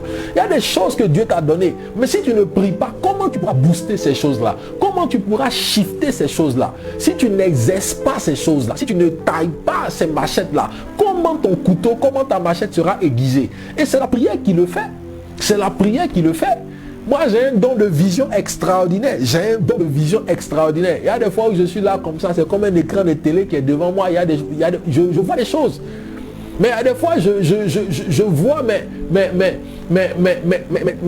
tel que je veux voir ou tel que je suis en train d'observer une vidéo, il y a des éléments qui me manquent. Alléluia. Il y a des éléments qui me manquent. Il y a des fois c'est clair, il y a des fois c'est pas clair. Ok. Tu vois, donc, où il y a des fois j'entends. Il y a des fois c'est clair, il y a des fois c'est pas clair. Mais toutes ces choses-là, tu peux que les stabiliser dans la prière. Et en 2021, je me suis fixé beaucoup d'objectifs, que ce soit par rapport à mon ministère, que ce soit par rapport à mes objectifs dans la vie, que ce soit par rapport à ma famille, que ce soit par rapport à beaucoup de choses. Je me suis fixé beaucoup d'objectifs. Quel objectif tu t'es fixé? Et comment tu fais pour y arriver? Tu as besoin de la prière. En tout cas, la prière, c'est le socle d'abord, c'est la base d'abord. Et demain, à l'imprimerie Montero, je vais partager un message fracassant. La poursuite de la vision, c'est un message qui est très important. C'est un message qui, quand tu écoutes, tu te dis, mais qu'est-ce que j'ai fait de ma vie? Tu te dis, mais attends, il n'y a plus de temps à perdre. Demain, alléluia. Amen, amen, amen. Donc, dans la Bible, nous voyons que Jésus-Christ a dit, vous n'avez même pas pu veiller une seule heure avec moi. Ça veut dire que ta base déjà doit être 1 heure de prière. Si tu peux parler pendant 1 heure, ou si tu peux parler pendant 3 heures de temps, raconter les nouvelles, les news et ceci, cela, ça veut dire que tu peux prier pendant 1 heure de temps. C'est la vérité. Si tu peux t'arrêter à l'arrêt de bus pendant 1 heure de temps en attendant le bus ou le métro et il n'est pas encore arrivé, et puis tu patientes, tu es là, tu as arrêté ou tu as assis, et puis tu patientes, ça veut dire que tu peux prier pendant 1 heure de temps. Si tu peux regarder la télé pendant 1 heure de temps sans être distrait, si tu peux regarder la télé pendant 1 heure de temps sans aucun problème, hein? Tu peux regarder la télé pendant 1 heure de temps sans aucun problème. Souvent, il y a d'autres même qui bissent les feuilletons. Saison 1, saison 2, saison 3, saison 4. Jack Bauer, quelle série encore, je ne sais pas, les novellas. Les personnes peuvent être assises du matin au soir à la télé pendant 1 heure, 2 heures, 3 heures, 4 heures, sans voir le temps passer. Mais quand il s'agit de la prière, tu fermes déjà ton visage. Mais comment tu peux réussir? Comment tu peux réussir? Alléluia. Amen, amen, amen. Moi, si je te dis mes temps de prière ou mes heures de prière, tu seras choqué. Donc, pour que tu ne sois pas choqué et pour moi-même rester humble, je ne veux pas te dire mes heures de prière. Mais je ne prie pas 1 heure de prière. 1 heure, non, c'est pas, non. Alléluia. Et quand on a lu Luc 6, verset 12, nous avons compris que Jésus-Christ a prié toute la nuit. Ok? Toute la nuit. Donc, si on prend la veille de 0 heure jusqu'à 6 heures, ça fait 6 heures de prière que Jésus a fait. Ok? Mais si on prend l'entrée de la veille, parce que souvent il y a d'autres qui considèrent que la nuit commence à partir de 21 heures, donc de 21 heures jusqu'à 0 heure, ça fait 9 heures de prière. Donc Jésus était un homme de prière. Maintenant, où prier? Où prier? Où prier? Où prier? C'est très important. Où prier? Où prier? Acte 10, verset 9. Acte 10, verset 9. Acte 10, verset 9. Voilà. Acte 10, verset 9. Ok, la Bible dit, le lendemain, comme ils étaient en route, ils s'approchaient de la ville. Pierre monta sur le toit vers la 6e heure pour prier. Il y a des personnes qui disent non, je veux prier, je n'ai pas d'endroit, peut-être je suis en famille. Écoutez, on a tous commencé par là. On a tous commencé par là. Souvent tu es en famille, souvent les conditions ne te permettent pas de prier. Alléluia. Souvent les conditions ne te permettent pas de prier. Et souvent c'est des excuses qu'on donne. C'est des excuses qu'on donne. Ah, je vis avec un coloc. Ok, je vis avec un colocataire. C'est très difficile de prier. Ce colocataire-là, il ne me facilite pas les choses. C'est très difficile. À chaque fois que je veux prier, il met la musique. On a tous vécu ça. Okay? On a tous vécu ça. Mais ce n'est pas des raisons valables. Ce n'est pas des raisons valables. Ce n'est pas des raisons valables. Pierre. La Bible déclare que Pierre, dans Acte 10, verset 9, Pierre a prié sur le toit. Sur le toit. Je ne sais pas où là où tu es là, s'il y a un immeuble. Hein? S'il y a un immeuble là, va à la dalle, va sur le toit, tu peux prier là-bas. Donc juste pour te dire que tu n'as pas de raison. Ok, tu n'as pas de raison. Dans Matthieu 6, verset 6, c'est Jésus qui parle. Jésus conseille. Jésus dit, rentre dans ta chambre, ferme la porte et prie. Ça veut dire qu'on peut prier dans la chambre. Bon, ça tous les chrétiens savent. 1 Roi 18, verset 42. La Bible déclare que Élie est monté à la montagne. Je parle d'une montagne physique et Élie est allé prier là-bas. Ok? Et dans Luc 5, verset 15 à 16, la Bible dit que Jésus est parti prier au désert. Ok? Jésus est parti prier au désert. Alléluia. Donc ça veut dire quoi? Ça veut dire que tu n'as pas d'excuse. Tu n'as pas d'excuse pour le lieu de la prière. Tu n'as pas d'excuse. C'est toi qui dois trouver un lieu favorable pour ta prière. Si tu vois que là où tu es, il n'y a pas les conditions ne sont pas réunies, tu dois trouver un lieu favorable pour la prière. Il y a des personnes qui sont mariées, qui ont peut-être un enfant ou deux enfants. Vous allez vous rendre compte que les enfants font beaucoup de bruit à la maison. C'est difficile pour toi, la mère, d'être à la maison, de prier. Et à chaque fois, tu as des excuses. Tu dis que non, c'est parce que tu as des enfants. Peut-être que quand ils vont grandir, peut-être cela, peut-être... C'est des excuses. Tu dois trouver un lieu de prière. Tu dois trouver un temps de prière. Alléluia. Et je t'exhorte à le faire. On a commencé comme ça. Moi, je priais dans les maisons inachevées. Je priais dans les maisons inachevées. Je priais à la plage. Même ici, au Sénégal, j'ai beaucoup de fois prié à la plage. Pourquoi? Parce que là où je vivais, dans le temps, les conditions n'étaient pas favorables. Les conditions n'étaient pas favorables pour que je puisse prier. Je sors, je ne vais pas prier à la plage. À la plage, je ne vais pas prier. À la plage, je ne vais pas prier. Je me rappelle, et oh my God, je l'ai fait pendant des mois. Je me rappelle, je me réveillais chaque jour à 4 h du matin. J'étais encore à Ngor, au carrefour virage de Ngor. Je me réveillais chaque fois à 4 h du matin. Je marche, je pars à la plage et je pars prier là-bas. Je pars prier jusqu'à 6 h, 6 h 30 et puis je reviens. Je n'ai pas prié à la plage, je partais à la plage. Donc, tu n'as aucune raison. Tu n'as aucune raison. J'ai plusieurs fois prié sur la montagne, à Kédougou, montagne physique. J'ai plusieurs fois prié dans les maisons inachevées. Ok? Donc, si là où tu es à la maison, les conditions sont favorables, gloire à Dieu. Si les conditions ne sont pas favorables, trouve un endroit pour prier. Trouve un endroit pour prier.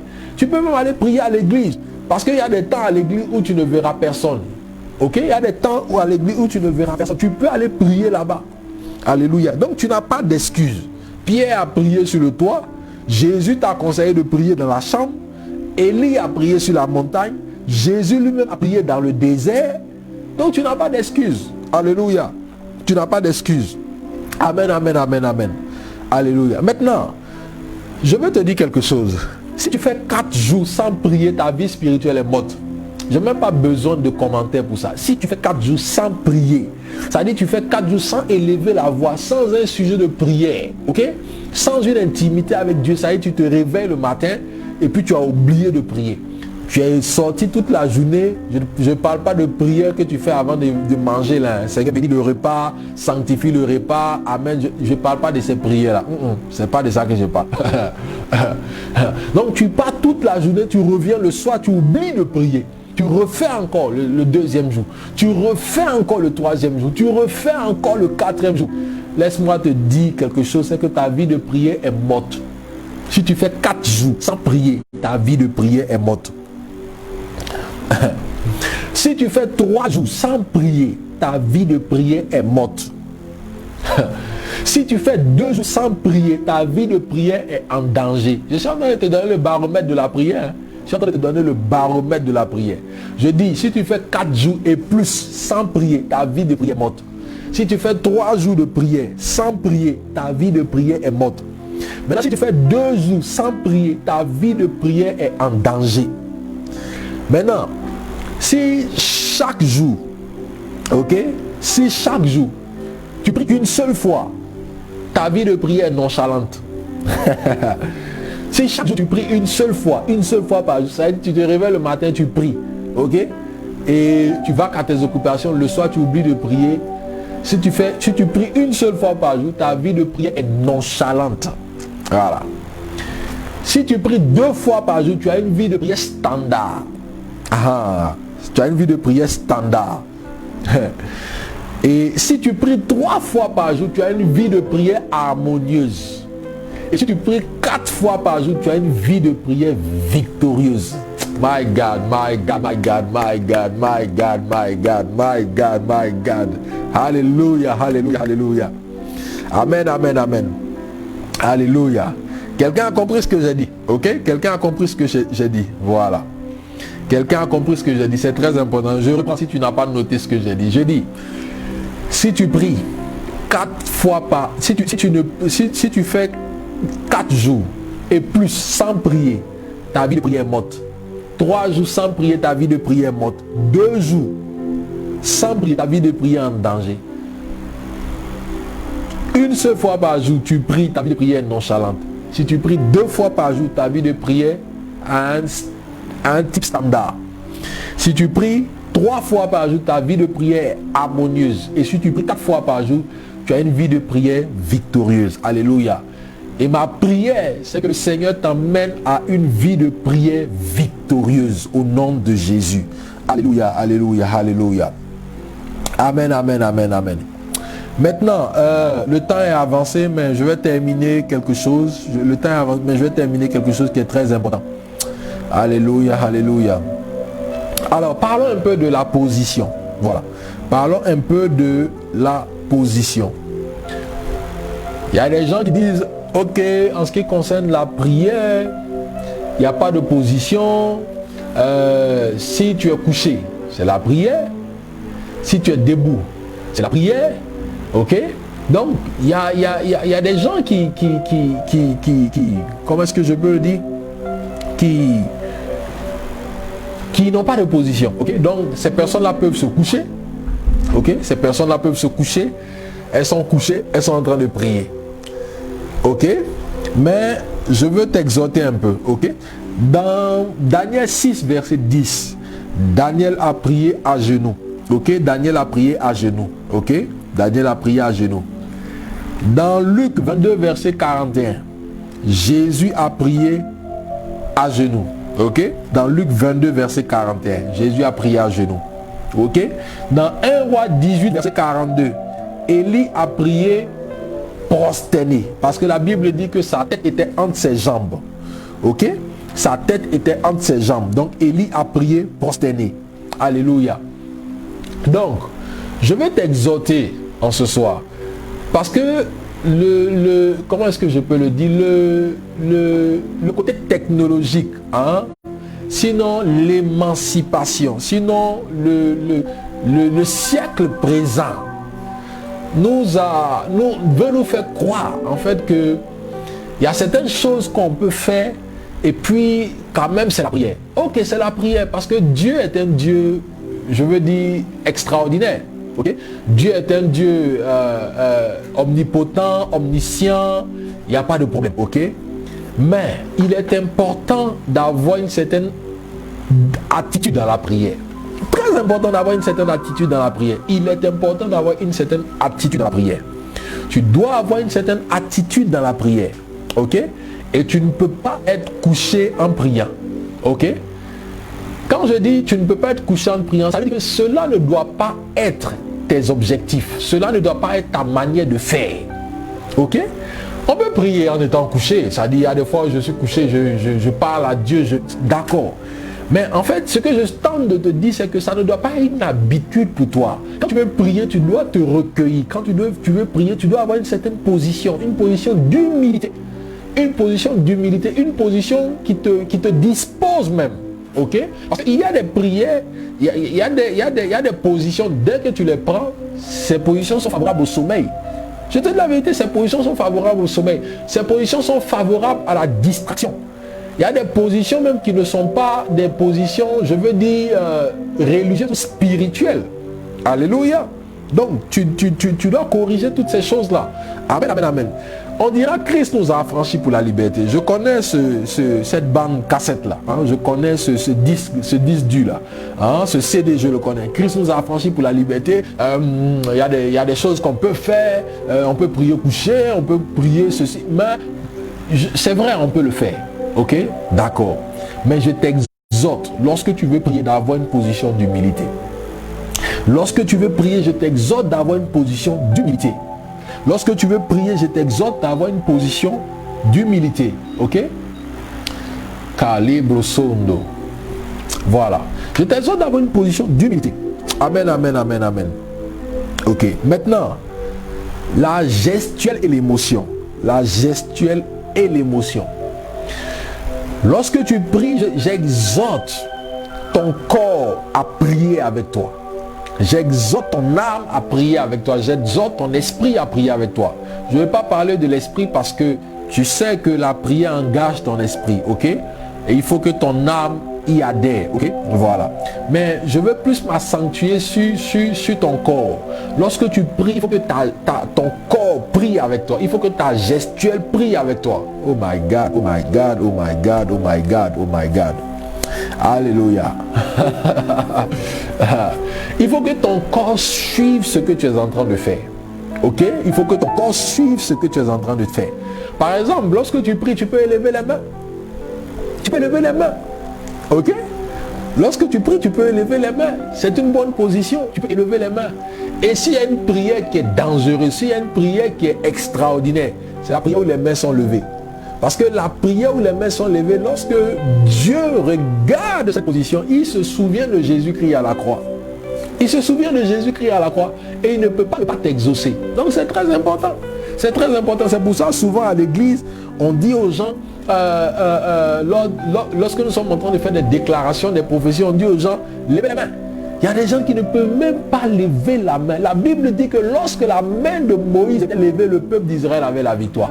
Lorsque la main de Moïse était abaissée, le peuple étranger, les Philistins, avaient la victoire. Et Aaron et Hur étaient obligés de prendre des pierres pour soutenir le bras de Moïse. Il y a un mystère. Il y a un mystère dans l'élévation des mains. Je vous dis la vérité. Il y a un mystère dans l'élévation des mains. Alléluia. C'est pourquoi chez toi à la maison, tu dois faire cet exercice-là. Lorsque tu es à la maison là, tu dois faire cet exercice. Même les exercices dans la position de la prière, tu dois les faire. Il y a des gens qui sont à l'église même, on te dit, ah, j'ai que 5 minutes. Elles ne peuvent pas le faire. Pourquoi? Parce qu'elles n'ont jamais appris à faire ça à la maison. Elles n'ont jamais appris à faire ça à la maison. Si à la maison, tu t'apprends à t'agenouiller pour prier, hein? Tu t'apprends à t'agenouiller, oh my God. Il y avait un homme de l'Angleterre, c'était un homme de prière. On disait que quand il priait, il s'agenouille comme ça. Et il pouvait prier pendant des heures et des heures. Et même là où il avait fini de prier, là, il y avait des marques. C'est-à-dire que les genoux avaient fait des marques dans le sol. Tellement c'était un homme de prière. Tellement c'était un homme de prière. Il y avait un autre apôtre qu'on appelle l'apôtre Babalola. C'est un peu celui qui a amené le réveil au Nigeria. Après, il y a eu Benson Idahosa. C'est vrai que les gens parlent beaucoup de Benson Idahosa, mais il y a eu beaucoup l'apôtre Babalola. Mais c'était un homme de prière. Il y a une montagne même, comme on appelle au Nigeria, où il s'est agenouillé sur le rocher de la montagne pour prier. Il y a ces traces qui sont restées là-bas. Okay? Il y a ces traces de pieds, ces traces de genoux qui sont restées là-bas. Alléluia. Donc si tu apprends tout ça dans ton intimité personnelle, quand tu seras à l'église ou quand tu seras en public, ça sera facile. Ça sera facile. Moi, je peux m'agenouiller pendant 3 heures, pendant 4 heures, sans que le genou ne me fasse mal. Je peux le faire sans que le genou ne me fasse mal. Sans que le genou ne me fasse mal. Je peux lever les mains comme ça pendant 5 heures de temps, sans que mes mains là me fassent mal. Pourquoi? Parce que c'est quelque chose que j'ai appris à le faire. Ok? Et laissez-moi vous dire quelque chose, c'est que lorsqu'à l'église, il y a des déclarations, il faut apprendre à lever ta main. Pourquoi? Parce que pendant que ces déclarations sont en train de faire, il y a des anges qui sont en train de passer. Et lorsqu'ils passent et qu'ils voient que tu n'élèves pas les mains, parce que dans les dimensions spirituelles, élever les mains, c'est signe de s'abandonner. Élever les mains, c'est signe de recevoir. Élever les mains, c'est signe de se tourner vers Dieu. Okay? C'est des symboles qui sont très prophétiques. Okay? Allez demander aux formations pourquoi ils font ces signes.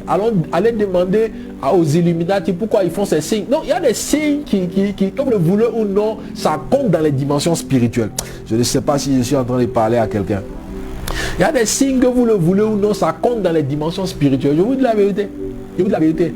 Et l'élévation des mains, c'est une prière, c'est une position ou une attitude de prière qui est très dangereuse. Quand je dis très dangereuse, dans le sens positif du terme. Ok? Amen, amen, amen, amen. Donc, vous devez élever les mains. C'est un signe d'abandon entre les mains de Dieu. Et vous pouvez le voir dans 1 Timothée 2, verset 8. La Bible dit, en élevant les mains, ok, et élever les mains, c'est aussi une émotion. Élever les mains, c'est aussi une émotion. Je vous dis la vérité, c'est pourquoi je parle de gestuelle et d'émotion. Élever les mains, c'est une émotion. Tu pries, tes mains sont croisées comme ça, mais c'est une émotion. C'est une émotion. Si je te rencontre, pendant que je suis en train de te parler, tu fais comme ça. Mais c'est une émotion pour moi. Ça veut dire beaucoup de choses. Mais si pendant que je suis en train de te parler, tu es comme ça veut dire que tu es en train de m'écouter. Ça veut dire que je requiers ta pleine attention. Ok? Donc c'est pareil. Pendant que tu es en train de prier, élève les mains. Quelqu'un dit, ah prophète, c'est quoi ça encore? Amen, amen, amen, amen, amen. Alléluia, alléluia. La personnalité dans la prière. La personnalité dans la prière. Ok, je suis toujours dans le gestuel et dans l'émotion. La personnalité dans la prière. Écoute, pendant que tu es en train de prier, tu dois y mettre de ta personnalité. Tu dois y mettre de ton moi. Tu dois y mettre de ta personne. Tu ne peux pas faire une prière qui est vide de toi-même. Tu ne peux pas faire une prière à laquelle toi-même tu n'y crois pas. Tu ne peux pas faire une prière où tu ne tressailles pas. Il faut que tu tressailles dans la prière. Il faut qu'il y ait ta personnalité dans la prière. Il faut qu'il y ait ton empreinte dans la prière. Alléluia. Il faut qu'il y ait ton empreinte dans la prière. Il faut que tu puisses tressaillir pendant que tu es en train de prier. Il faut qu'il y ait une certaine expression qui suive. Oh my God, oh my God, oh my God, oh my God, oh my God. Alléluia, alléluia. Et même au niveau de la voix, pendant que tu es en train de prier, au niveau de la voix, mais il y a un langage amoureux. Et écoute, de la manière dont je te parle, c'est pas comme ça que je parle à ma femme. Ok? Donc, quand deux personnes sont amoureux, il y a un langage, il y a une intonation même de la voix. Il y a beaucoup de choses qui se passent. Alléluia. Et quand tu es amoureux de Dieu, oh my God, oh my God, oh my God. Souvent quand je me réveille à 3 heures du matin, pendant que tout est éteint, tout est calme, ok?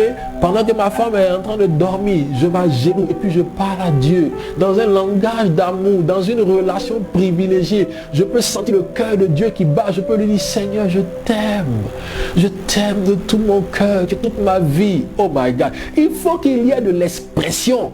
C'est quoi ces prières qui sont vides de ta personnalité? Ce que Dieu retient, ce qui fait tressaillir le cœur de Dieu, c'est ton cœur dans la prière. Si Dieu ne découvre pas ton cœur dans la prière, ta prière est vide. Je te dis la vérité, ta prière est vide. Si Dieu ne découvre pas ton cœur dans la prière, ta prière est vide.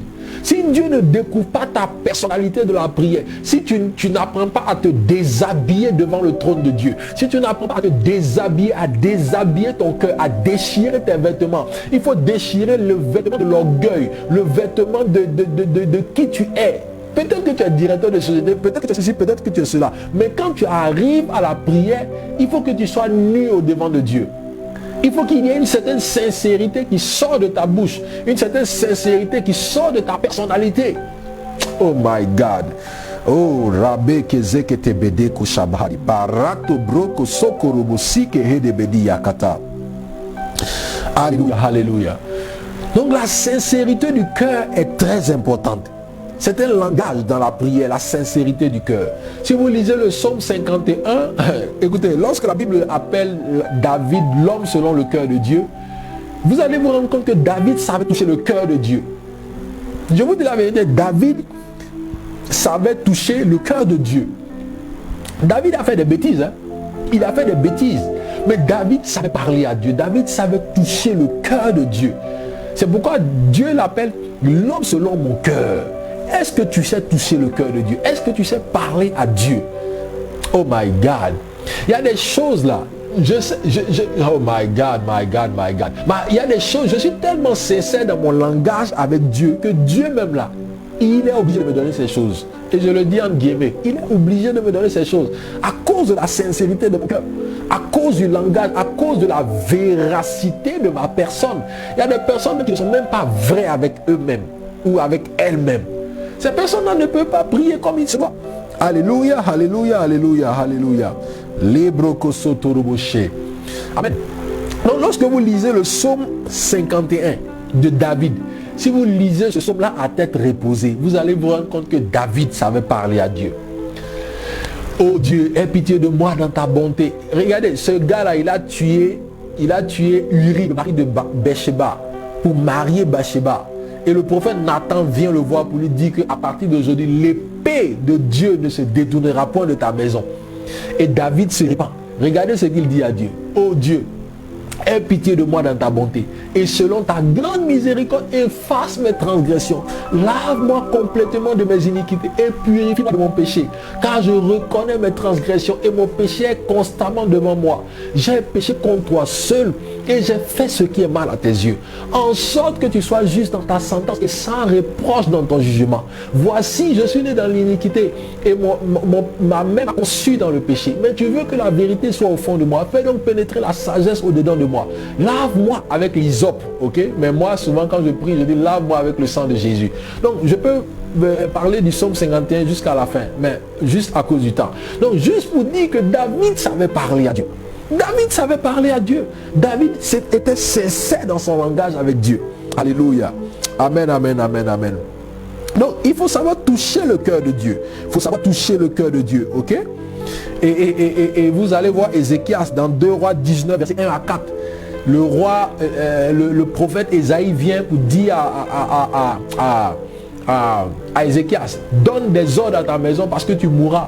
Et la Bible dit que Ézéchias a répandu d'abondantes larmes devant Dieu. Et il a fait une prière qui a touché le cœur de Dieu. Et la Bible dit que Ésaïe n'avait même pas encore franchi le seuil de la cour. Quand Dieu lui a parlé, Dieu lui a dit retourne et proclame et prophétise que j'ajoute 15 années à sa vie. Alléluia. Donc il y a l'attitude, ok? Et il faut savoir t'humilier devant Dieu. Il faut savoir t'humilier devant Dieu. Dans Jacques 4, verset 10, la Bible dit humiliez-vous devant le Seigneur. Il y a des personnes qui prient mais qui ne s'humilient même pas devant Dieu.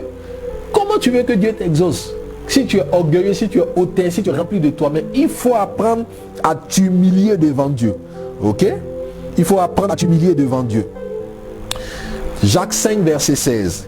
La prière fervente du juste a une grande efficacité. La prière fervente, je termine dans 10 minutes, ok? Je termine dans 10 minutes. J'ai pris 30 minutes parce que on a commencé à 25. On a commencé à 21h20 ou 25 par là. On a commencé avec un retard.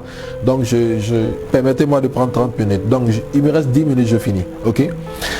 Donc, dans Jacques 5, verset 16, la Bible dit, la prière fervente du juste a une grande efficacité. La prière fervente, la prière fervente. Donc, l'attitude ici, c'est la fervence, sinon l'effervescence. Pour ceux qui ne connaissent pas ce que veut dire fervent ou effervescence, il y a des comprimés, quand on était petit, on avait l'habitude de boire, là, les comprimés de CAC 1000, là, les comprimés effervescents. Quand tu mets dans l'eau, là, tu vois, ça va... Ah, c'est ça l'effervescence. Donc la Bible dit que la prière fervente, la prière remplie d'effervescence du juste a une grande efficacité. Et l'effervescence là, c'est pas quelque chose qui est calme, hein, c'est pas comme un médicament tu mets dans l'eau et puis ça se fond et puis il n'y a rien. Non, quand on dit un comprimé effervescent, c'est un comprimé qui bouge. Donc la prière fervente, la prière remplie d'effervescence a une grande efficacité. Oh my God, j'ai envie de te dire que ton attitude dans la prière compte. Ton attitude détermine ton altitude. Ton attitude, c'est-à-dire ta manière de te comporter dans la prière détermine ton altitude, c'est-à-dire la hauteur ou l'ascendance que tu peux prendre dans la vie de prière. Alléluia. Amen, amen, amen, amen. Tu dois aussi avoir une attitude de foi. Une attitude de foi, une attitude de foi, une attitude de foi. Dans Hébreux 11, verset 1, la Bible déclare que la foi est une ferme assurance des choses qu'on espère et une démonstration de celles que les bakoso torobodi akantazanda.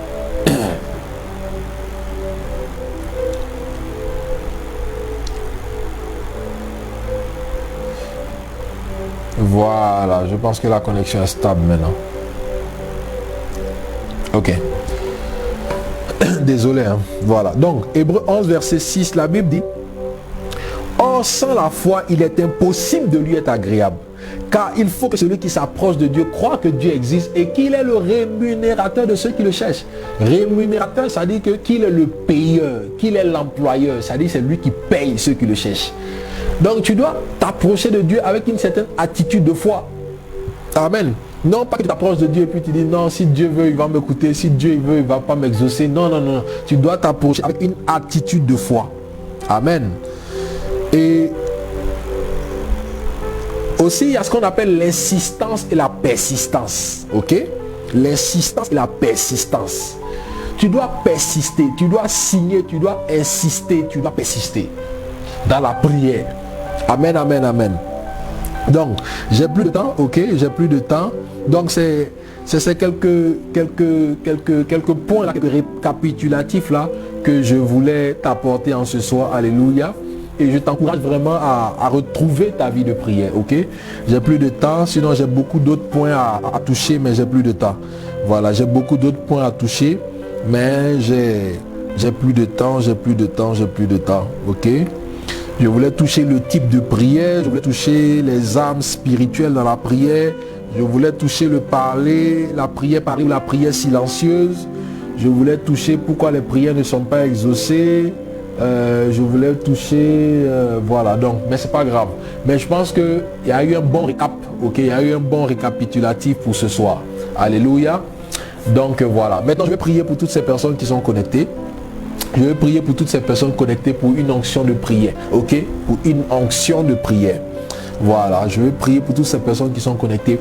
Je ne sais pas si tu as de l'huile, ok, si tu as de l'huile, va chercher cette huile rapidement, ok, va chercher cette huile rapidement. Parce que l'huile a la capacité de restaurer. Donc, si tu as de l'huile, cherche rapidement cette huile et pose ça sur ta tête et je vais prier, ok.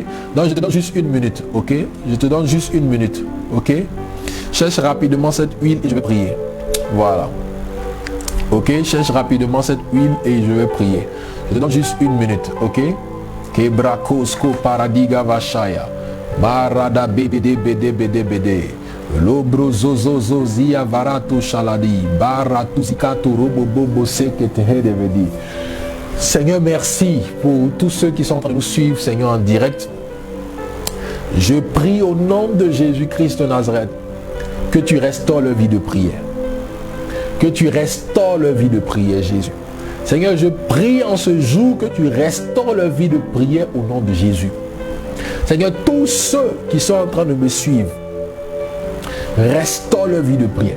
Pendant que je suis en train de parler, qu'une onction de la prière descende dans leur vie. Qu'une onction de la prière descende dans leur vie au nom de Jésus. Seigneur, pendant que je parle, Seigneur, je prie ce soir qu'une onction de la prière descende dans leur vie. Seigneur, là où leur vie de prière était tiède, là où leur vie de prière était quasi inexistante, là où leur vie de prière était morte et inerte, pendant que je suis en train de parler, je déclare dans le nom de Jésus-Christ que tu ressuscites la vie de prière, que tu leur donnes une onction de la prière. Seigneur, je prie qu'elles se tiennent à la brèche, qu'ils se tiennent à la brèche pour intercéder, pour prier, Seigneur Père. Je déclare dans le nom de Jésus que tout esprit d'assoupissement est chassé de leur vie. Tout esprit de lourdeur est chassé de leur vie. Tout esprit de paresse est chassé de leur vie. Par la puissance du nom de Jésus, je commande une restauration complète et totale dans leur vie de prière. Je commande une restauration complète et totale dans leur vie de prière. Je prie au nom de Jésus-Christ que leur vie de prière soit restaurée. Que leur vie de prière soit restaurée. Que leur intimité avec Dieu, que leur consécration soit restaurée. Je déclare dans le nom de Jésus qu'il y a une certaine effervescence dans leur vie de prière. Une certaine effervescence dans leur vie de prière. Je prie et je commande une effervescence dans la vie de prière. Je déclare et je décrète qu'une onction de la prière descende sur leur vie. Là où leur vie de prière était malade, je leur communique une onction de prière ce soir. Je leur communique une onction de prière ce soir. Je leur communique une onction de prière ce soir. Je libère sur leur vie une onction puissante, une onction glorieuse, une onction magnifique de la prière. Seigneur, je prie que toutes ces personnes qui avaient perdu leur vie de prière, je déclare que cette onction est capable de ressusciter leur vie de prière. Je prophétise pour des personnes qui avaient l'habitude de se lever le matin, pour des personnes qui avaient l'habitude de se lever en pleine nuit pour prier. Seigneur, là où elles ont perdu cette habitude, pendant que je suis en train de prier, je déclare que cette habitude, cette habileté, cette capacité revienne au nom de Jésus. Seigneur, je prie maintenant que la lourdeur quitte les vies, que la lourdeur quitte les corps, que la lourdeur quitte les esprits. Je prophétise que la lourdeur se détache de leur âme. Je connecte leur âme à l'autel de la prière. Je connecte leur âme à une onction merveilleuse, une onction de la prière. Je déclare et je décrète que la puissance de Dieu descende sur leur vie, que la puissance de Dieu descende sur leur vie, que le Dieu que je prie, que le Dieu que je sers les capacite maintenant, les capacite maintenant, les capacite maintenant. Seigneur, je suis en train de voir des hommes et des femmes qui vont prier pendant des heures et des heures sans voir le temps passer. Je suis en train de voir des hommes et des femmes qui seront addictifs à la prière. Des hommes et des femmes qui seront drogués de la prière. Des hommes et des femmes qui seront remplis d'une onction de prière. Seigneur, je suis en train de voir des hommes, Seigneur, qui se lèveront le matin, Seigneur, à 4 heures. Des femmes et des hommes qui se lèveront à 4 heures, à 5 heures, à 6 heures pour pouvoir prier. Des hommes qui auront une onction de prière pour prier les nuits, Seigneur. Des intercesseurs, des intercesseurs, des intercesseurs. Seigneur, je prie, Seigneur Père, que le feu de la prière descende sur leur tête, que le feu de la prière descende sur leur dos, que le feu de la prière descende entre leurs mains. Seigneur, je prie qu'à compter de maintenant, Seigneur, que leur sommeil soit réduit, que leur sommeil soit réduit. Seigneur, je mets fin, Seigneur Père, au sommeil spirituel. Je mets fin au sommeil spirituel. Je mets fin au sommeil spirituel. J'arrête le sommeil spirituel dans leur vie au nom de Jésus. J'arrête le sommeil spirituel dans leur vie au nom de Jésus. Mais je leur injecte une onction de prière. Je leur injecte une vitalité dans la prière. Je leur injecte une force dans la prière. Saint-Esprit, viens au secours de leurs faiblesses. Là où elles sont faibles, là où ils sont faibles et ils n'ont pas la force, elles n'ont pas la force de prier. Saint-Esprit, tu viens au secours de leur faiblesse. Tu viens au secours de leur faiblesse. Tu viens au secours de leur faiblesse. Au nom puissant de Jésus-Christ de Nazareth. Merci Seigneur, parce que c'est fait au nom de Jésus. Amen. Alléluia, alléluia. Amen, amen, amen, amen. Alors, dernière information. Voilà, demain à l'imprimerie Montero, nous nous retrouvons demain à l'imprimerie Montero. Ok? Demain à l'imprimerie Montero. Et le thème de demain, c'est la poursuite de la vision. La poursuite de la vision. Et c'est intitulé un message à absolument écouter avant de rentrer en 2021. Un message à absolument écouter avant de rentrer en 2021. C'est un message qui est très important et demain, si tu es du côté de Dakar, tu ne peux pas rater cela. Donc c'est à la salle climatisée de l'imprimerie Montero au canal face, au canal 4 à face. Delorme avenue Cheikh Anta Diop. Ok? Donc demain, c'est le programme de demain. Ok? C'est le programme de demain et le Seigneur va nous faire énormément de bien. Le Seigneur va nous faire énormément de bien demain. J'ai été ravi de partager cet instant avec vous. Je vous souhaite un bon début de semaine et une très bonne fin d'année. Ok? Une très bonne fin d'année. Et voilà. Que le Seigneur vous bénisse abondamment, abondamment, abondamment. Et je vous dis Shalom.